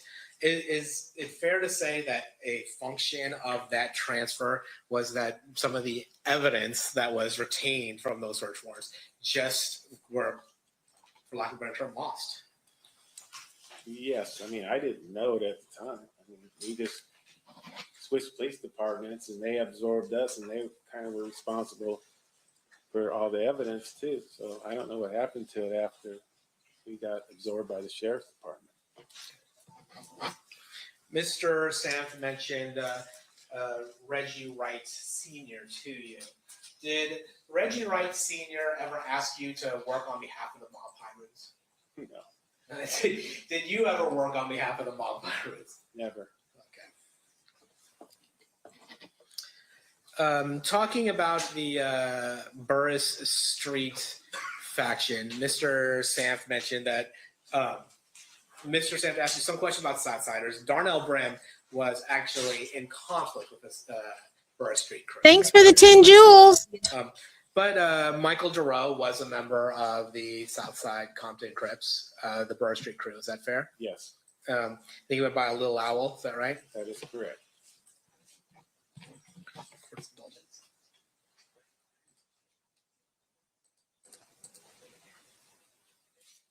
Were you aware that the court actually has taken judicial notice of the fact that Little Owl was actually in custody during the September 7th, 1996 murder of Tupac Shakur? That is correct. Kind of hard for him to be the person responsible for the murder of Tupac Yeah. Shakur. Okay. Now, Orlando Anderson, he was also a member of the Burris Street crew. Is that fair to say? Yes.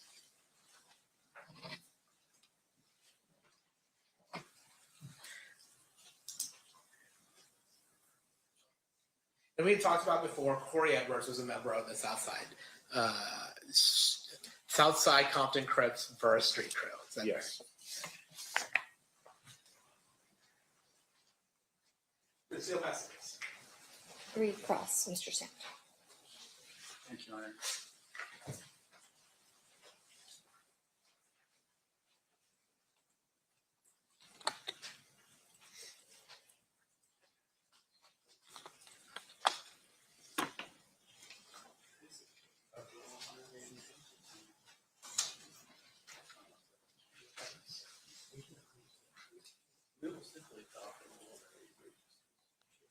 So he's basically saying that if it wasn't for Keffe D, Orlando wouldn't have fired the gun. But do we know who actually fired the gun? Just a couple things, sir. In terms of the publication of your book, can you tell us? You said that was accurate, right? Yes. Tried to be. I'm sorry. I tried to be. No, and it's fine. I'm not. We're not really going to knock it. I just want to know that at some point in here, you do identify Mr. Davis as Keffe D, correct? Yes. Do you recall the spelling of his name in the book? No. Do you recall how you spelled his name? No. Would review of your book help you in terms of how you spelled his name in the book? Sure. Okay.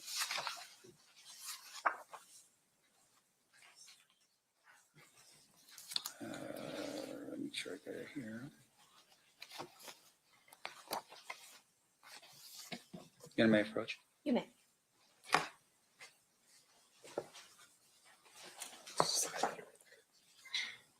Okay. Okay. And just for the record, how did you spell his name in the book? Keefe. Right. And do you have any reason to doubt the accuracy of your spelling of his name? I could be misspelled. I don't know. Yeah. I don't. Go ahead. No, go ahead. No, but in terms of, for instance, I would imagine during the time period that that's not a usual name, Keffe. No. And you would have learned that name Keffe was more of a nickname. Correct. It wasn't his birth name, for instance. Correct. And in terms of that name itself, you would have had, like, say, for instance, field interview cards. If you ever ran across individuals, you would put their names down and maybe their monikers or their street names or their nicknames, for instance. Correct. Did you ever fill out a field interview card for Mr. Davis? I don't think I ever did, no. And once again, these field interview cards that you would have used are cards that would help law enforcement identify people that potentially are gang affiliated. Yes, it does help, yes. Yeah, and what usually would happen, I would assume, is that when you happen upon someone that you're speaking to and you identify him to be maybe a member of a gang, you would write out information about him, including his nickname and so forth, on a card that would help other law enforcement know whether or not they're affiliated with a gang or not. Correct. So in this particular regard, though, you being the detective for the gang unit in Compton, which according to your book was actually very small. At some point it starts out with you and Tim as being the main gang detectives in Compton. Yes. And so you had a lot of people to go through, but even then you don't recall ever filling out a field interview card identifying him as a gang member. No, but he self-admitted it to me. I mean, we go out there, that's all, I see the same people every day because Compton's such a small city. So every time I saw someone, if I stopped and filled out a field card, that's all I'd be doing. So I talked to these guys and they self-admitted to me. They tell me their nicknames. Yeah. So And that's what happened with Mr. Davis and I. And fair to say again, once again, this is a form of keeping records, right? Is that if you ever have a police officer who's not with your same knowledge and experience on those streets, they could look at those field interview cards to help them determine who Mr. Davis is, right? That's correct. No further questions, John. Any redirect? Yes, sir. We redirect, actually. With regards to Mr. Davis, did he ever hide the fact that he was a member of the Southside Compton Crips? No. Was he actually quite open and proud of the fact that he was a member of the Southside Compton Crips? Yes. Objections to that speculation and Okay, I'll actually rephrase. Okay, Did so I'll Mr. sustain. Did Mr. Davis evince behavior that made you believe that Mr. Davis was proud of being a member of the Southside Compton Crips? Yes. And to your knowledge, did he ever hide being a member of the Southside Compton Crips? No, whenever I would see Mr. Davis, he'd always be in the company of other Southside Crips too. And did he ever self-identify as a member of the Southside Compton? Yes.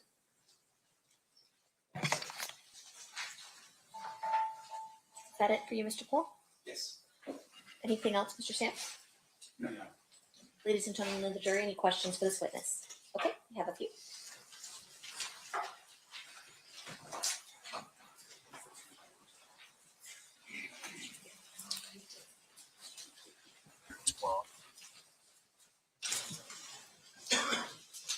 What it's all about.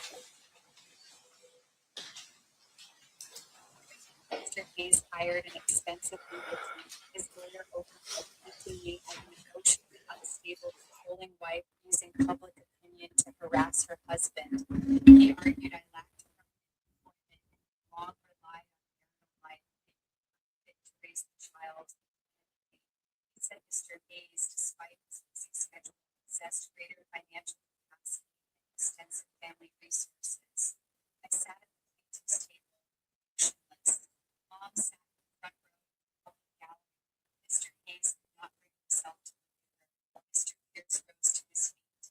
First, he submitted my income. For the past 5 years, I worked as a brand consultant for 3 companies with steady annual earnings. He presented my equity certificate confirming I held a 35% stake in Mr. Hayes' firm. He submitted comprehensive records of Leo's daily life, hospital visits, school communications, counseling appointments. My signature appeared on nearly every document. Then came Mr. Hayes' travel logs, hotel invoices, expense reimbursement forms, photographs, and audio recordings.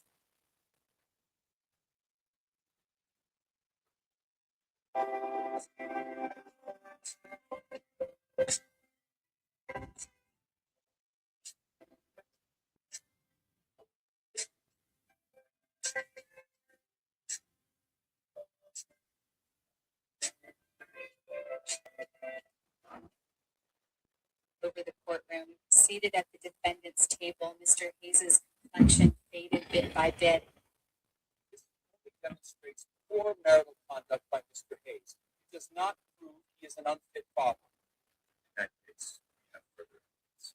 He turned, retrieving school surveillance footage and police records from his case file. On screen, Vivian Clark's cousin was seen approaching Leo at the school gate. Her voice echoed clearly in the audio.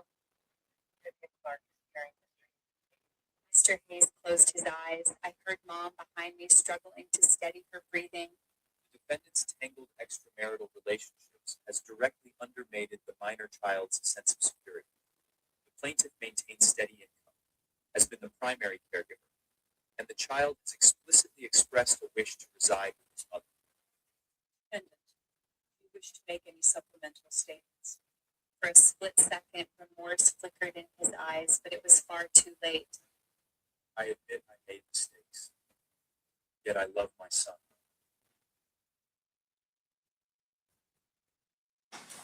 All right, a couple questions. You got a lot of questions. Okay. Why is Tupac not seen as a mob pyro while in company of other members, but Mr. Davis is? Well, there's nothing that documented Tupac as a Pyru. Now, he associated with them, but he didn't live their lifestyle. He was a rapper. His lawyer whispered a hurried reminder, but it was too late. He did Mom shut her show eyes some and allegiance glanced down at the wedding ring to in the my mob hand. I'd Pyru. already taken However, it. he wasn't active. He wasn't out in the streets gang banging or whatever. He was this rap mogul, and I think he liked that lifestyle. Okay. From what you have observed regarding Reggie Wright Jr., would he have been considered affiliated or in connection with Mob Pyru or any other gangs? Right after I spoke, No. Mr. Hayes' Reggie was the head of security for Death Row Records, and Mr. Hayes looked up. he was actively employed, and the difference is the entourage. Yeah, they were paid by Suge Knight, but they played a different role. Reggie could carry a firearm like the rest of the people that he employed, but the entourage. Not saying they didn't carry firearms, but they couldn't do it legally. So there's a big difference there. I want to go home to her. Is it fair to assume there wouldn't need to be orders from Mr. Davis for members of the Crips to carry out retaliatory shootings, considering there was an active war between Mob Pyru and the South Side following the shooting of Tupac? In other words, is the order implied even if the shot caller does not explicitly say shoot? Yes, if the shot caller is not there, then gang members are going to do what they do. If they're going to go out hunting, they're going to go out and shoot, even though it might not be sanctioned by a shot caller. But if he's present, they're most likely they're going to do what Mr. Davis tells them to do. But if he's not present, It's far more damaging than I they're going to expected. do what they do. It wasn't just records of Ethan Did Hayes. Orlando get permission to have that shootout at the car wash, seeing that he was a gangster and not an OG? No, it's like I said, Mr. Davis wasn't there. These guys are gangsters, and when they confront somebody, However, I mean, it's on. It's going to be on. He doesn't need to be sanctioned by Mr. Davis. Now, if he does something wrong, and when he gets back, he brings heat on the neighborhood or whatever for doing something stupid, then he'll be disciplined for it. So when they're out in the street gang banging, it's a whole different story because Mr. Davis is not present. Did the Las Vegas Metropolitan Police Department ask Compton PD to help them with the murder investigations at the time that Compton searched homes on both sides, or was that something you took your own initiative? We took the initiative to ask them to come down, and once they were down here, they never asked us for help. Okay. Any follow-up based on that, Mr. Paul? Yes, Your Honor. With regards to the distinction of whether Mr. Shakur or Mr. Wright were gang members, is it fair to say that you don't become a... The meeting ended at 10. You had mentioned earlier that you had to put in some work in order to become a gang member. Yeah, you have to live that life in order to be considered mob piracy. And with regards to putting in work, what are some activities that one does? Not specific to mob or Southside, but just in the gang culture what type of work do you have to put in order to be considered actually a gang member as opposed to a guy who hangs around gang members? You're gonna be out there being active, doing drive-by shooting, getting in fight with other gang members, jockey, anything that's gonna get you some respect within the gang. They're gonna be out there doing it. So you mentioned acts of violence, primarily shooting. Is that Yes. fair? In fact, that's how you mentioned how Orlando Anderson got put on is being part of the group that shot at you. That's correct. And then you would also, with being part of the narcotics trade, and I guess that's too of a lawyerly word to say, selling drugs. Is that one of the ways that you get considered putting in work to become a member of the gang? Yes. As long as that money is going towards the gang. Yes, because money made from the sale of narcotics is the lifeline of every gang in Compton.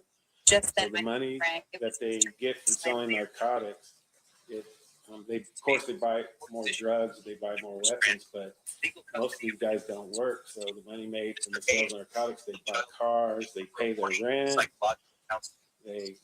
everything that they do is generated from the sales of narcotics, the money made from that. And so while Mr. Shakur or Mr. Wright Jr.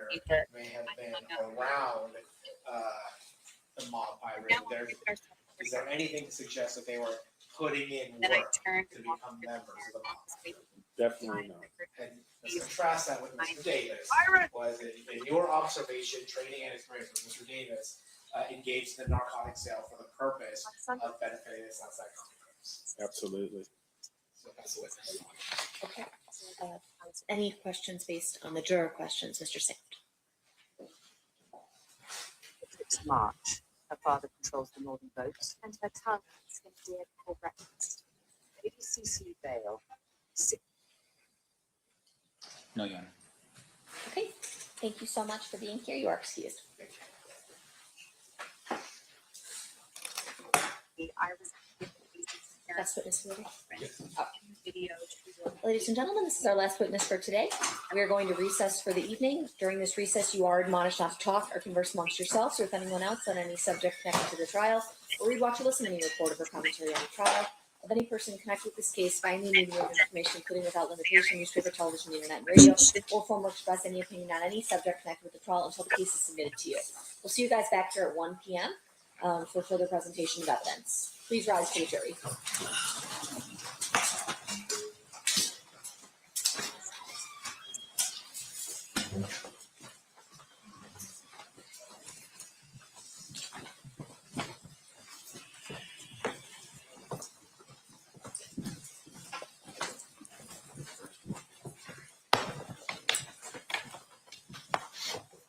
Why does it look like I got to have a stroke? What is going on? Let me turn the camera off. For the record, the jury has exited the room. Anything we need to address outside the presence? Nothing to say.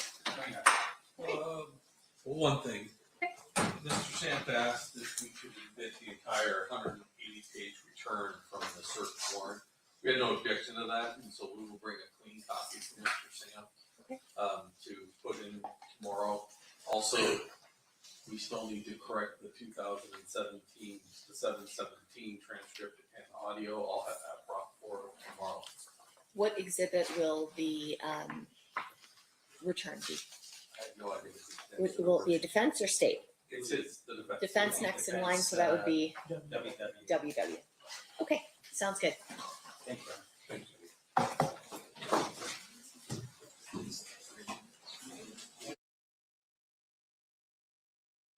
We are in recess. Let's see if my picture come up.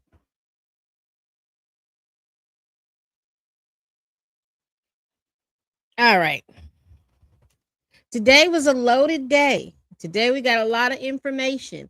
This last witness, I believe that the prosecution is using to say, hey, he's got experience with Compton gangs. He's got experience in talking with them and understanding them. And so basically he has said that, you know, as far as he understands it, Keffe D is a shot caller. If Keffe D asked you to do something, they were going to do it.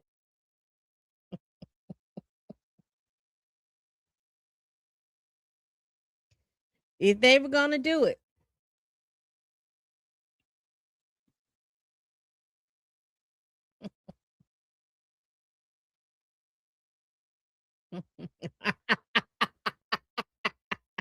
All eyes on Keffe D. Yeah, well, he put them eyes on himself. He put them eyes on himself. Me too. And the trial is overdue. Yes, and that's the question that the defense is asking. Why is it that it's 30 years? You all have the same information from 30 years ago, but yet you waited till today. What happened? What happened? Keffe D has been saying the same story forever. What actually happened? What? Because I'm still having to figure out what actually happened. What did they get to say? Okay, we understand that. Because remember, there was 4 people in that Cadillac. Keffe D said that he was in the front seat passenger side. He said that the shots came from the back. All those people, from the driver and the 2 people in the back seat, are deceased.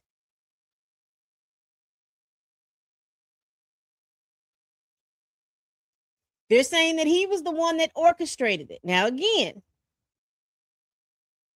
all of this comes from the fact that while they were at the Mike Tyson fight on September 7th, Keffe D's nephew, Orlando, who was in the back seat,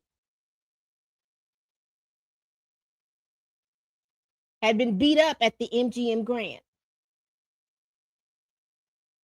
So my question is, since he was the person that got beat up, can we reasonably assume that he wasn't the one that wanted to make sure that Suge and Tupac was pruned from the timeline? Because again, Keffe D was there. No one is disputing that Keffe D was there. But there was a period of time when Keffe D was talking and all these people who were in the car were still alive. And so what happened between then and now? Suge Knight said he's not going to testify. He's eligible to testify. He could definitely testify to that night. Suge Knight said he wasn't going to testify. And I don't know if the prosecution office wants to pay. Well, they don't even have to do that. He could testify from jail. They could do it by video chat, by Zoom. But Suge Knight says he's not testifying, which is interesting in itself. He's eligible to testify because technically he's a victim. He was shot at. Technically, Suge Knight is a victim in this case because he was shot. Him and Tupac were shot at, and a bullet grazed his head. So yes, he is eligible to testify because he's a victim. And maybe that's why they're not really calling him, because he technically is the victim. So we'll see. Well, y'all, we've gone through literally 24 witnesses in 7 days. We've got the 8th day starting tomorrow, which is wonderful for me because I couldn't come on in the morning, but they're not going to start till 1 o'clock their time, which is 3 o'clock our time. So that is going to be great. We could definitely work that evening and, do the evening show. But I'm going to clip some of this up and put it online, particularly the last guy's testimony, because I think that testimony is key into calling or labeling Keffe D as a shot caller. So I will see you all tomorrow at 3 p.m. Central Standard Time, 4 p.m. Eastern Standard Time, 1 p.m. Las Vegas time. I don't know if they're Mountain or Pacific. I'm not really sure what their time frame is. We will see you all here tomorrow. If nobody has any questions, let me make sure, because I know the last stream. Okay, yeah. The last question was should not be eligible to testify. So, like I said, with Suge Knight, technically he's a victim. Technically he's a victim. All right, people, we do this every day until it finishes. I'll see you all here tomorrow.